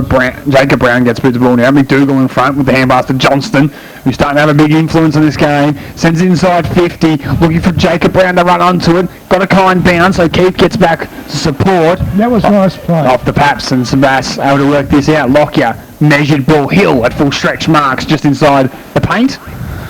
Very close to the boundary line, but got up nice and high, did the little fella, and hung on for dear life. Can be waved to play on, but just measures a 15 metre pass to Veal. 38 points away of the Kookaburras. Pounds it towards the attacking side centre wing. Molan couldn't take the mark on his chest. Taylor, Q, Johnston, back to Taylor. Off he goes towards Dodd. They'll send it inside 50. East Point building here. Brown in his arm, wrapped up there by Branbury, and he'll be rewarded with a free kick. So Jacob Brown, been the most lively type this afternoon, has to be said. Kicked the one goal for the Kangas and a couple of points. He's tried hard the whole game, him and Jordan, and tried hard the whole way through. They haven't given up, and that's what you want. You get a couple of breaks, so everyone else can follow along. Jack Jeffrey himself, he's tried hard as well, been up forward and now back, and he's not letting his opponent get easy shots or easy balls. Jacob Brown will come in from just inside the paint. That's a good strike of the boot. That's a good finish. A much-needed goal for East Point to stay within touching distance. They know how important that is. 3:11:29 towards 9:7:61. Might be game on once again at the Marty Bush Reserve. Kicked just as many goals as the opponents this quarter, mate. Just shows Barry Ag, good sides don't go away, and just turned into a real arm wrestle against the breeze here. Give themselves an opportunity to explode home in the last quarter. Don't go anywhere, ladies and gentlemen. This one here is going down to the wire at the Marty Bush Reserve. As it stands at the moment, 30 points enough? No, I don't think so, Barry. I think the firepower that East Point possessed, they're at one side, but you wouldn't want burying you down in the last quarter. They can pile on the goals quicker than anyone else. Brown went early. And it's been interesting that they're right back in this game in this quarter, and they've gone man on man instead of playing that loose man. Tom Brown was sent inside 50, and now Sebastopol forced to do some defending. Nice mark by True. Measured pass, should find no threats and half back. And he wants to be brave and go down the middle towards Veal. Johnson from the side, did well not to infringe. Veal shoved it out towards O'Keefe, got one high, umpire will reward him. So just waiting for Johnson to give O'Keefe the ball back here in the middle of the ground, and O'Keefe will send it inside 50. Walsh were alive late, didn't really impact the contest, opens the door for Keel, up against the boundary line, had to take a miracle kick from there, and in the end he just snuck it through for a mile score. Wasn't the cleanest connection off the boot. No, but at least Johnson, Mitch Walsh there attacked the ball. Yeah, he didn't do anything, but he attacked the ball, which is what hasn't happened with their defenders most of the day. 9-8-62 leads 3-11-29. Outside, Molan's going to ring the ball back in the field of play. Nice hand, Stowe. Not the first time he's clunked a couple of beauties.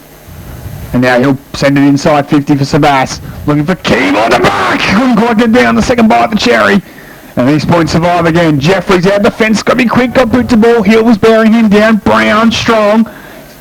Gets the hand pass away towards the half back. Rotoma owners. Pounds it out of the fence. Comes out towards the broadcast side. McDougall and Snowden in the 1-on-1. Almost came with Snow down. And in the end he did enough. Good shepherd will allow Brambury to get away. Piercing ball towards half forwards. An absolute bullet-like hit from Brambury. Finds target in Austin. Comes in board the Lockyer. 75 from goal. He could do it from there if he wants to. Assesses his options. There's Tony Lockyer. Sends it long towards the top of the square. Off hands at the back. Hart wants to keep it in. Can't. The ball will be thrown in. 20 from goal. Or 15 even. Didn't miss by much, did he? 26 and a half minutes gone. Lockyer unloaded another bomb, but not long enough to get through the East Point defence. He's been threatening all day to lurk around that region and send one through the big sticks.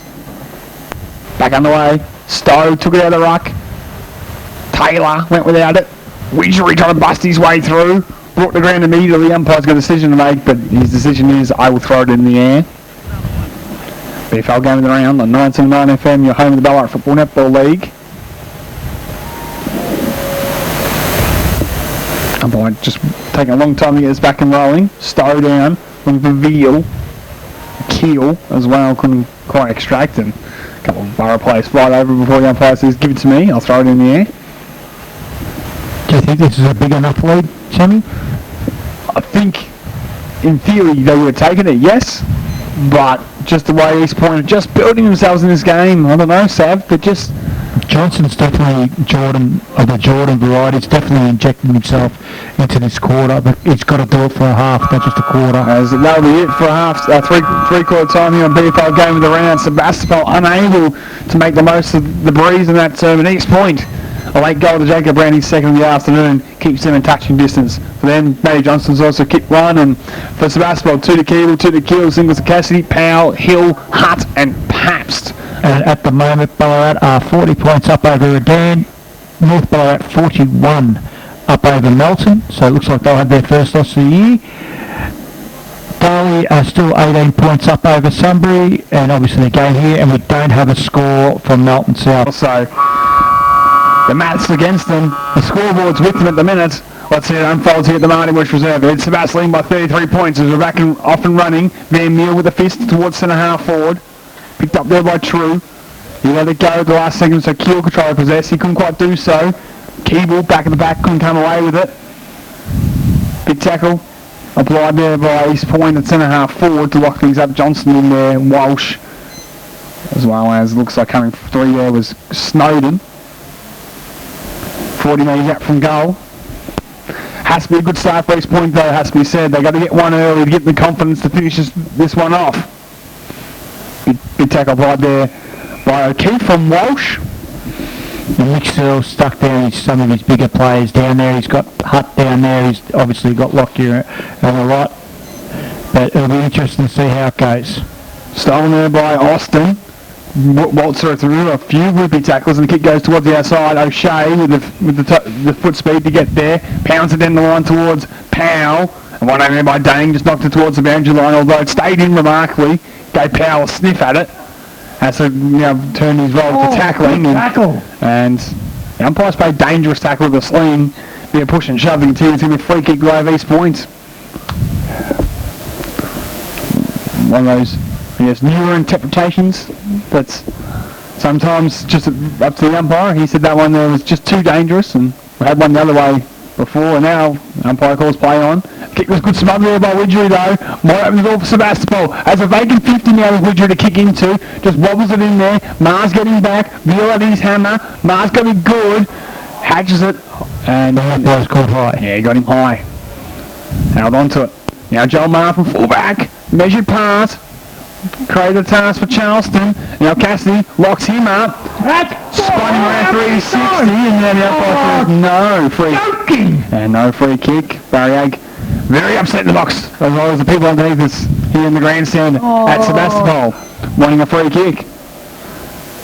Keel trying to do the ruck work, didn't touch it. Veal pushed his kick. It's all about the bounce going towards the goal square. Getting back is Mulvin. We'll pick it up. Underground hand pass to Dane. From fullback, great diving smother there by Hill. The little 1%ers from Sebastopol this afternoon, has to be said, have been superb. And that one there just keeps the ball deep inside 50. As we said earlier, that could be the difference between winning and losing this game is the 1%ers. And Sebastopol have definitely done the 1%ers better today. The smotherers, the tackles, the chasers. Van Meel wins it down. Rotoma Ernest stops on a dime. Kick was smothered again. The Borough pressure's good. Quick snap from Hill from the boundary line. Will fall towards the top of the square. And Brown, though, expertly just protected the drop zone, took the mark. Pounds a long one out of the fence. Perhaps was best position, but wherever he's head in the end. Keeble now forced to chase with Johnston. Both men fall over, knocked towards the boundary line. Lockyer comes and sees it out of play. But all that good work from Sebastopol. Lock it in, takes one big kick and the ball's out of there, and now they're forced to defend as the ball's at half back. 9-8, sorry, Seb. No, okay. I was going to say, just the score is 9-8, 62 to 3-11-29. Stowe back in the ruck here against Van Meel. Van Meel's done an absolute stellar job in the ruck today. And wins it down there, only for Stowe to lock things up. Johnston trying to pull his way through. Hutt on him. Says, you're going nowhere. 3.5 minutes played. A placid start, which will suit Sebastopol. Darker clouds starting to merge here at the Marty Bush Reserve, which only favours the team in front, which is the home side. One down there, but only as far as no they got boots of ball. Widgery forced to spoil from behind. Marr put out the arm, and going umpire says didn't take him on though, so ball up, centre wing broadcast side. Couple of nervy moments in defence last few minutes for Joel Marr, otherwise pretty serviceable afternoon for the experienced campaigner. Umpire non-officiating's picked out something he didn't like for a hold, and it's going to be a free kick going the way of Sebastopol. It's going the way of Noether against Johnston. So tick, win for Sebas. 4.5 minutes without any damage. Powell got a couple to beat. Dang, nice fly at the top. It's looked promising. Kick down the line. Snowden in the pack a couple, almost hit the mark. Canny. Let it go, True, towards Austin, confronted, Snowden, hacked it forward, Charleston, boots the ball, offline out in the full, the Sebastopol ball at half back.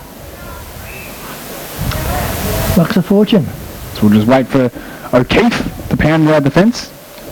Both coaches ringing changes left, right and centre. Yeah, it's a very pronged Snowden, lipping off, got that knee heavily wrapped and maybe got one in the hip. I think he caught the corky, nice little knee in that marking competition. Walsh, unopposed, should mark this one though. Kick was too tall for Stowe. So Mitch Walsh can send it towards half forward. Able to run his full measure in the end. Goes longer than that. From the back, Hutt spoils. Paps tries to fist it further afield. towards the boundary line. East Point done their best work in this sort of scenario. Canny pulls the kick towards the hot spot, but no one home. O'Shea fills the hole, takes the mark. Sebastopol hold it up again. Read it well, didn't he? Been very good on the other side again of the ground has Count O'Shea. Nice pass, finds his target. Mark taken there by O'Keefe. And he just measures in the true direction. Holds up in the breeze, didn't quite get there. Brambury just walks over the line, so we'll get a ball in. Well, every 10 seconds it ticks away, it's got to be in the favour of Sebastopol, but as we saw in the first quarter, 4 or 5 goals can come very quickly out of nowhere. Back on the way. Job not done yet. This is still the story here at the Marty Bush Reserve. East Point dive on top of it. Hart with the big tackle locks things up, and another stoppage. Only 3 goals this afternoon for East Point. None back-to-back yet in this one. So that's been able to break their runs at all cost. Hill wins it down. Keel, Cassidy, looking for Powell. Has the size on Q. Q though went the man, brought him down the ground. Incorrect disposal, holding the ball. Free kick East Point.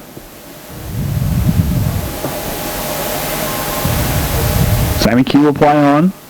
Long kick towards the centre half forward position. Hart spoiled. Quick kick from Merritt. It's all about the bounce and how it goes through. It's across the face and in the end sneaks through for a nice score. Took a big off break. Yeah, he didn't get much luck with that bounce of that ball, but it's still down in their forward line, even though Lockyer has the ball and he's going to kick out. But that's where they'd want it. If you're East Point, you want it down there. If it's not a goal, it's a point. It's still a score and keeps it down there. So Lockyer trying to marshal the trips from fullback and hope they all break towards the broadcast side because that's where he's going. Long kick. Looking in the hill direction. Paps from the back. Giving back the contest. Johnston bounced up. Pounds it inside 50. Lockyer position A and not for the first time. Saves today. Marking in the hole. One day they'll learn not to kick in his vicinity when he's unopposed. Well, the thing is Mitch Walsh there, that's the only thing he's done wrong a couple of times today. He's just been caught behind. Even with the ball in the air, with the wind, he's still got to be front and centre. Someone of his size especially. Lockyer pulled the kick towards True and measured a 15-metre pass to Austin. Austin now waved to go and goes long in the Keel direction. Has a couple to B, brought it to the ground, gives off to Powell. He'll run to 45 with the bounce and leave the ball behind. Oh, Mickey! Not his day at all. And now East Point can go the other way. Hand pass was directed in the Johnston direction. The Hut boys look at each other and Ben says, I want it first. Comes across towards O'Shea. Damage not done yet and escape from East Point. Because O'Shea from 60 will bang one inside 50, but it's offline out in the full. But just Michael Powell, he did a very similar thing actually in the 2019 Grand Final when he left the ball behind. And well, he did it again. History repeats. What did I say about Lightning? Never strike him twice. Well, that's just, there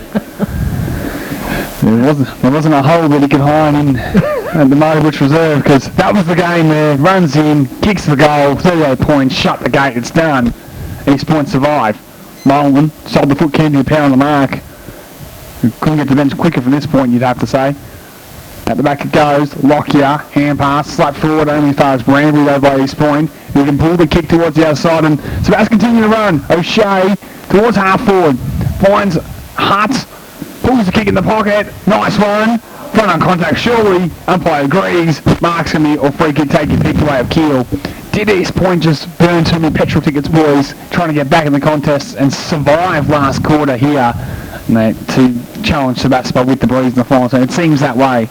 Looks like they've run out of legs on the outer side of the ground at least. So Shea's just been running up and down that wing basically unmanned all day, and the Sebastopol boys have worked it out, but he's sitting out there by himself, so we'll just kick it out to him. And he did go for a long kick to put it down near the goal square. Unfortunately it went out, but the next time he does, he finds it hits up a target.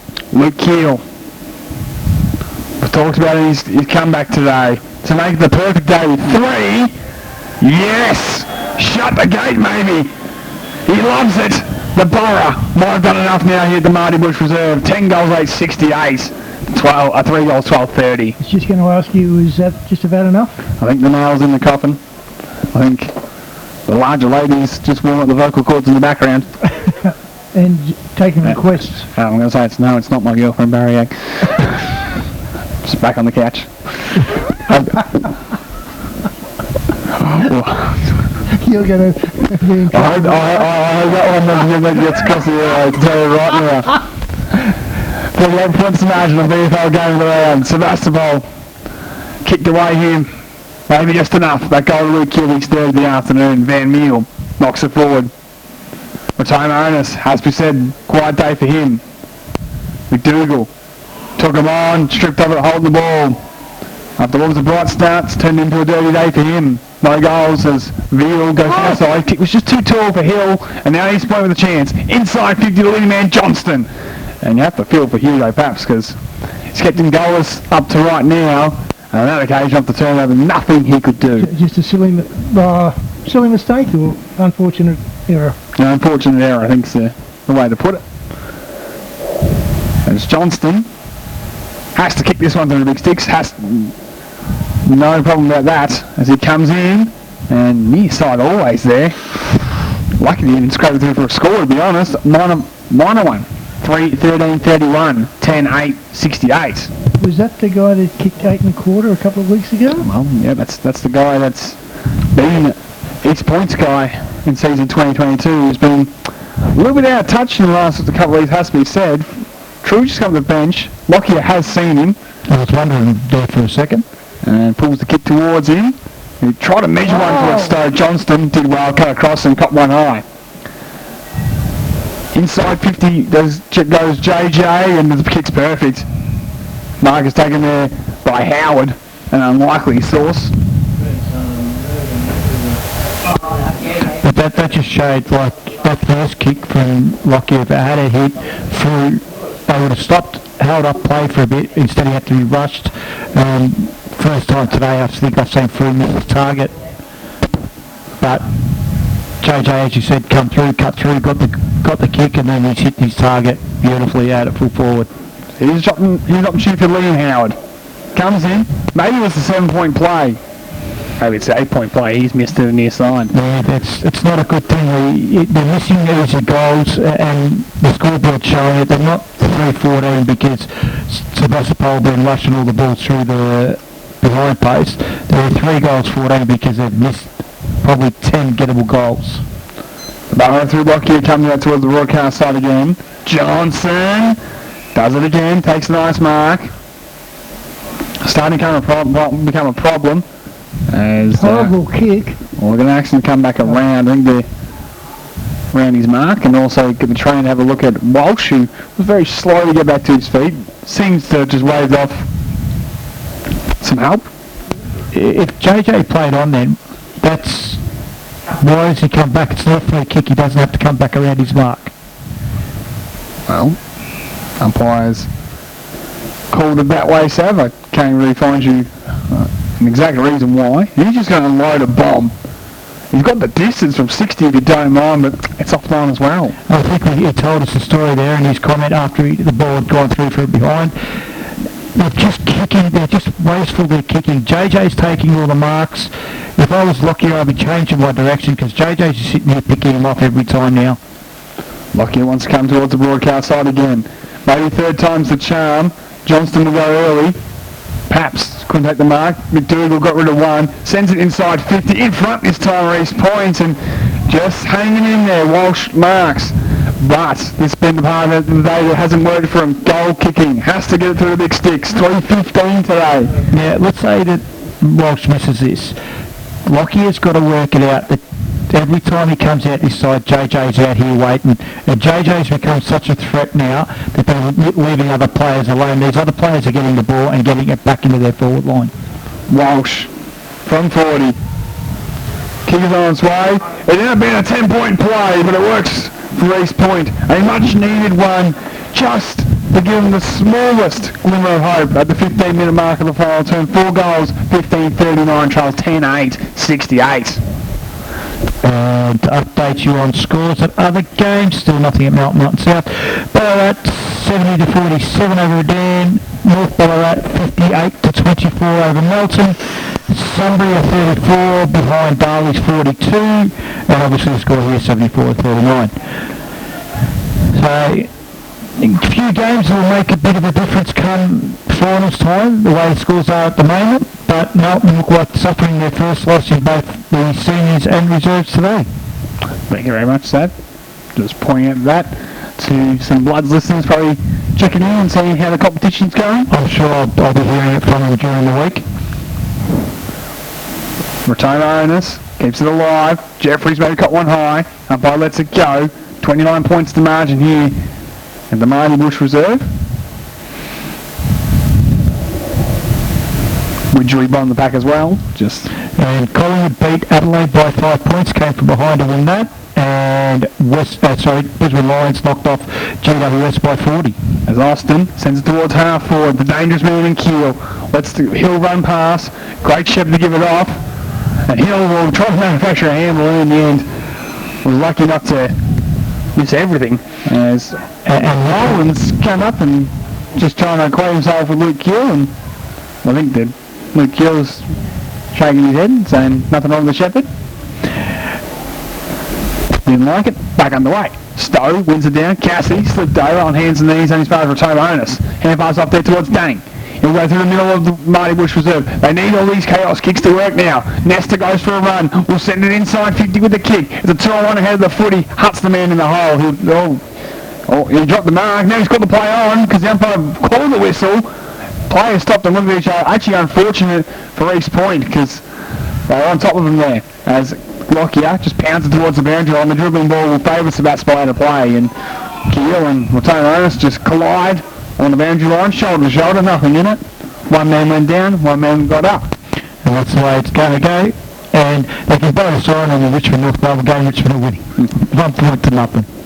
No, we don't want that. We want the upset of all, biggest upset of all time. It makes likely a change of coaches. It always happens. In the middle of the ground here, East Point, wrapped up there by Ben Hutt. 17.5 minutes gone, 29 points to the margin. So that's just trying to get to red time at this point, and then they can go into full damage control and just hold on to the victory. Van Neal towards half forward. Ma gave Dodd a chance to come through and pick it up and pound it to half forward. Nice mark from the side. Not one person went up then again from East Point, and when you're doing that, it's like you've given up, and you can't. You guys are still in the game. East Point need to start contesting for every ball that goes in the air. It's been a game of territory today, so Kilbur's still happy to pound it forward. It's almost like playing in wet conditions. Johnston from the side takes a nice grab. The aerial assassin. Tried the foot candy. And all the wrong cheers come from everyone. And what's bottom for the own fans to enjoy. Tried to save a dummy and in the end just knocked it off the chest of Stowe and out of play. But if you're going to do something like that and something like that happens, you never want to do it in front of all the opposition. No, you couldn't pick a worse spot on the ground. No. Retain Onus brought the ground immediately and a now stoppage. And Savas, a very professional outfit this afternoon, has to be said. You know, and as we have said, if you're going to do something like that, you want to do it on the other side of the ground, away from everybody. Where you can hide. Van Neal. That's where I made a career of hiding.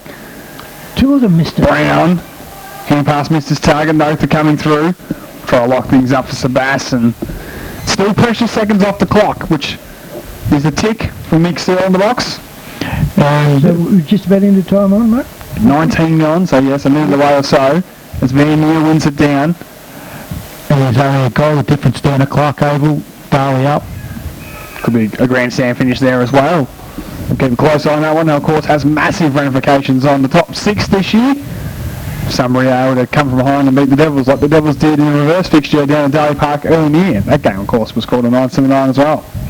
It's your home with Ballarat Football Netball League. We're at a half-forward flank. 10 goals, 8, 68 leads, 4, 15, 39. Fisted there by the Kangas, the half-forward. Jeffries. Hand pass was partially smothered. Cassidy towards Notha. Retain Onus. Good step around the would-be tackler. And yeah, the gang tackler, as Barry Ag says, has been a pleasure to watch from the Ballarat today. Hunted in numbers, pressure's been good, decision making good, finishing pretty good as well. And you can honestly say that they haven't, there hasn't been a player miss a go today.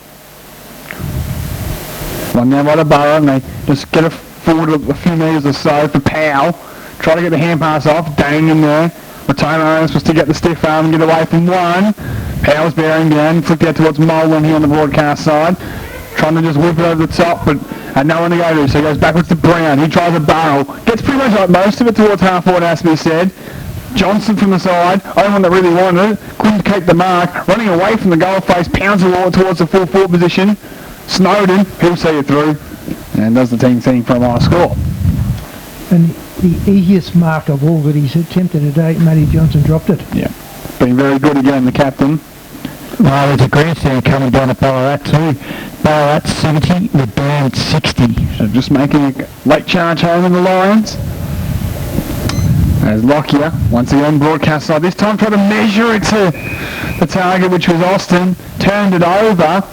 And now opportunity for Rotoma Ernest. 21.5 gone, final term. Nick up Rotoma Ernest. Showtime for East Point. Has to kick this one from outside 50. I dare say North Ballarat are up over Melton. They're 34 points up. Still a goal in it down at Clark Oval. This has to go through between the big sticks. Nick up, Rotoma Ernest kicks on its way, and it's never going to come back from the right-hand goal post, unfortunately for East Point fans. 4 goals, 17, 41, Trials 10-8, 68. Conviction so by goal kicking has come back to haunt the Kangas. As the Breeze catches the Lockyer kick, and Molan intercepts on the broadcast side. They just got to get back-to-back goals. They haven't done it all day, East Point. They send it towards full forward, and 2-on-1 in the end. Crone, the unlikely source, but over the top takes a nice mark. Trying to come towards the broadcast side, finds Keel in his defensive right back pocket. He just needs to slow it down and they'll be right. Nothing silly here from the Borough. Don't go across goals. Season through, but he's going to try to do that, is Luke Keel. Gets the handball off towards Hutt. Could have gave it back, but then continues to kick on, and in the end they've worked out to O'Keefe. So dangerous, but effective. And Keel continues to run, but can he arrive late and fist it over the line? And School will get a ball in. 22.5 played, final term action, BFL game of the round. It's 27 points. East Point have edged back into the contest. And we're back underway. Stowe slapped it. Only as far as East Point in merit. He gave it off to the team on the outside. Big tackle applied there by O'Shea, but it might go over the shoulder. The umpire says free kick. Going the way of East Point, and looks like it's going the way of Canny. About 35 metres out on a tightish angle to work with, but the Breeze will assist him from that side of the ground.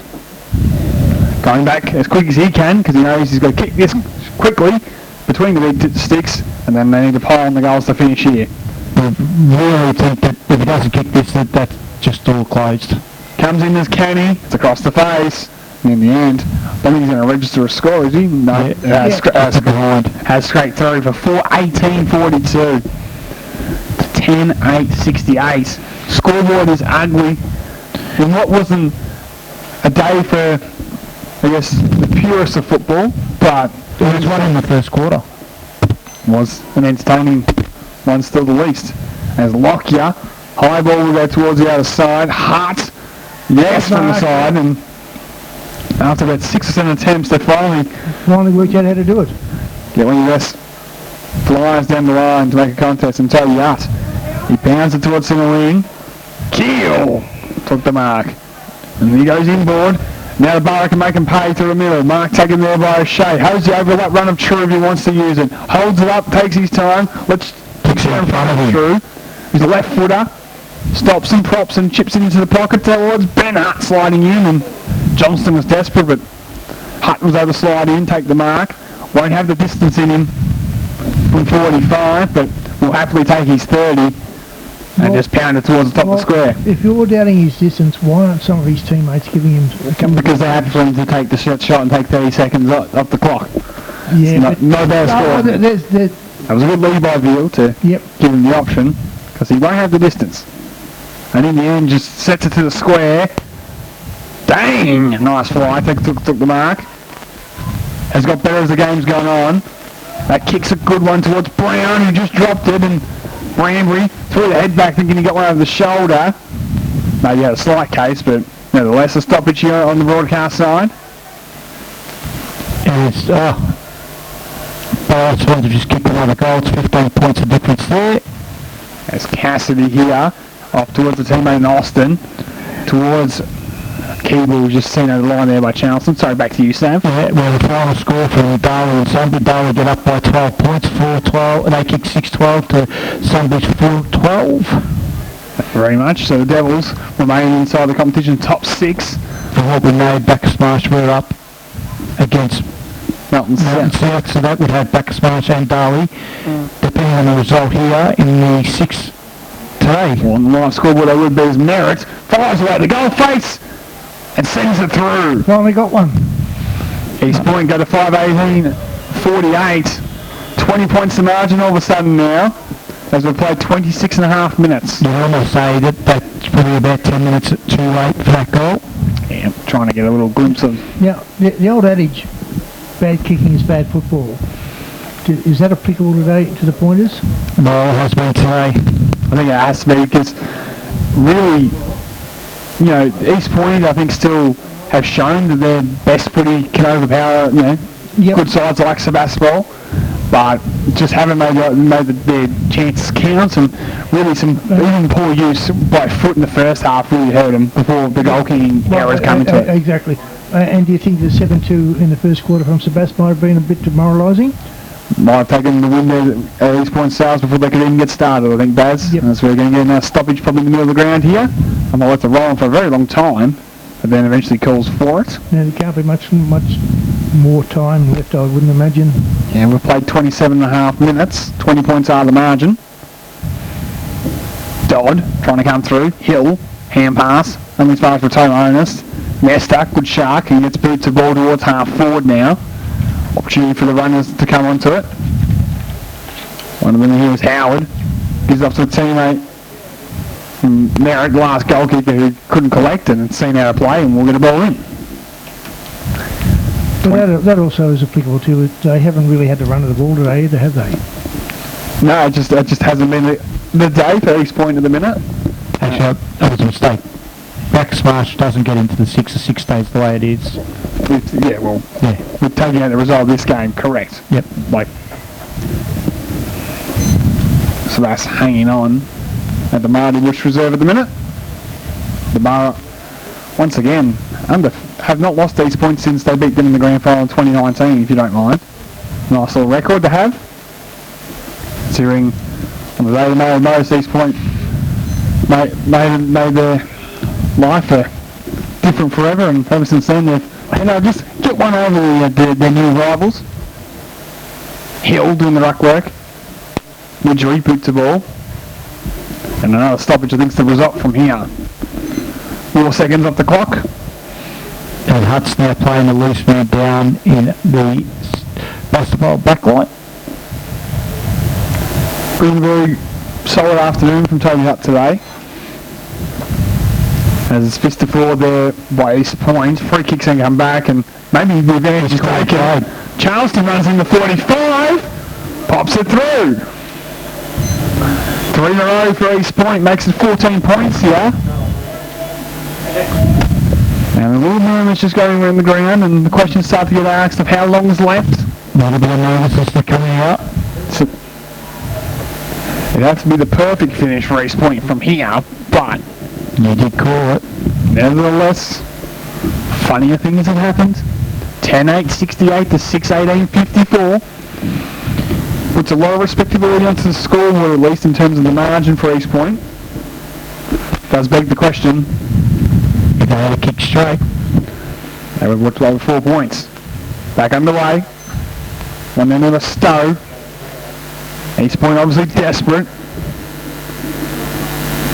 O'Shea boots the ball, goes towards a vacant outside wing, and as a delivery as you like, will get it out of play. Now, be told to throw it in with the boundary umpire. Let's drop some of our broadcast position on the outer side of the ground. More importantly, out of the danger zone for Sebastopol. 30 now played in this final term. Can't be long left. Wynn catches it, then the ruckman can touch it. Probably shouldn't recall it, to be fair. Taylor sends it inside 50. Merritt left it behind. Branbury proceeds towards the boundary line, and now a ball inside 50. So they're right in the field for East Point. Quick one here. From the snap from the contest maybe. And then some real nerves set into the camp. That's what Kangaroo fans are hoping anyway. This ball gets brought back in. Either Ruckman touch it again. A couple of Sebastopol players fight for it. Kick across the face of goal from the Burrows out in the full. And now Merritt will have it up against the boundary line in the right forward pocket. You'd say on the wrong side of the body for him, but with his experience at a higher level, could come in here, come in very handy. Yeah, once again, did he have to jump the fence or was there a gate down there to get the ball? There's not a gate there, no. So he would have jumped over and we'll jump back over it. You know, step over it in his case. Must be a little fence or he's a big bloke. Jackson Merritt's kicked one. Does he go drop punt or does he try to bend it back with the angle? I think the drop punt from this distance is the only option. He's going back extremely confidently, isn't he? Well, this has to go through up against the boundary line. Merritt comes in, keeps it low, and keeps it straight. He's second. East Point make it 8 points. Slamming on the goals late. You said grandstand finish. That's what you're getting here on BFL Games Around the 979 FM. Swans have got up over Redan by 15 points. Ballarat have won by 34 over Melton. And obviously, as we said, Starley by 12 over Sunbury. So this is the only game, as far as we know, the Melton South Darley backsmash game could be all over, we don't know. How's this one going to finish? We're back underway. One down there by Van Meel. Widgery gets boots the ball towards the vacant half-forward line.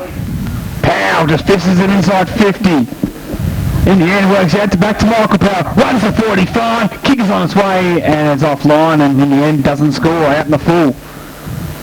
Now, when he should have been bouncing the ball in, he had somebody behind him. Was there no talk, do you reckon? Not sure. Well, the fact that he just had a wild whoop at it, when he could have run in probably another 20 metres. That could be the only reason why he didn't, but we're only guessing and having issues getting the ball back. They can't seem to find it underneath the cars. Just to make this quarter even longer, if you don't mind. Well, what is it, 33 minutes, mate? We've played 33, yes, in the final term.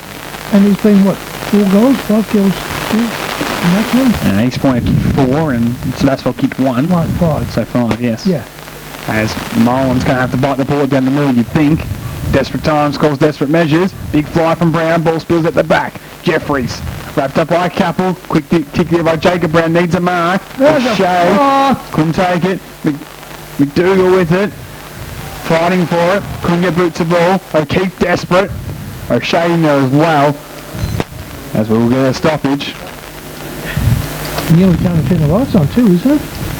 34 minutes now in the final term. Stowe went up, booked the ball there by Charleston. He got things going towards centre half forward. Big mark there by O'Keefe, big fly from Walsh. Well, they're going to be a bit diplomatic and say he was an unrealistic attempt and give the ball to Crone, but it's in the hands of Sebastopol anyway. Long ball, long and wide's the option. You think, but he wants to bite in the middle. That's dangerous. Keel slides in. Austin. Veal boots the ball. Umpire says he'll pay the mark. Cassidy takes it.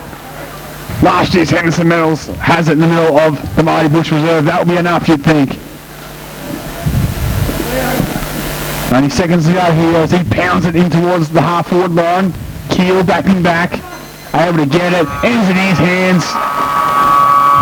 And Sebastopol have run out victors this afternoon in the Mighty Bush Reserve. 10 goals, 8-68.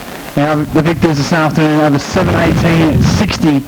That was East Point. So well done to the Ballarat victors this afternoon on BFL Game of the Round. Luke Keel with 3 goals, 2 to Keeble, singles to Cassidy Powell, Hill, Hutt and Paps whilst East Point, 2 to Merritt, 2 to Brown, singles to Charleston, Johnston and Mitch Walsh.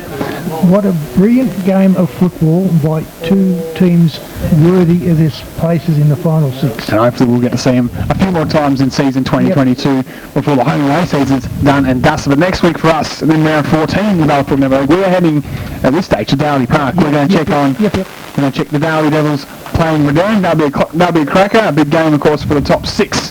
But a big thank you to everyone involved in the program this afternoon. Of course, to Leroy back in the studio, Barry and Sav here in the comments box with me, Sam Young, and it's a bye from now from the Marty Bush Reserve.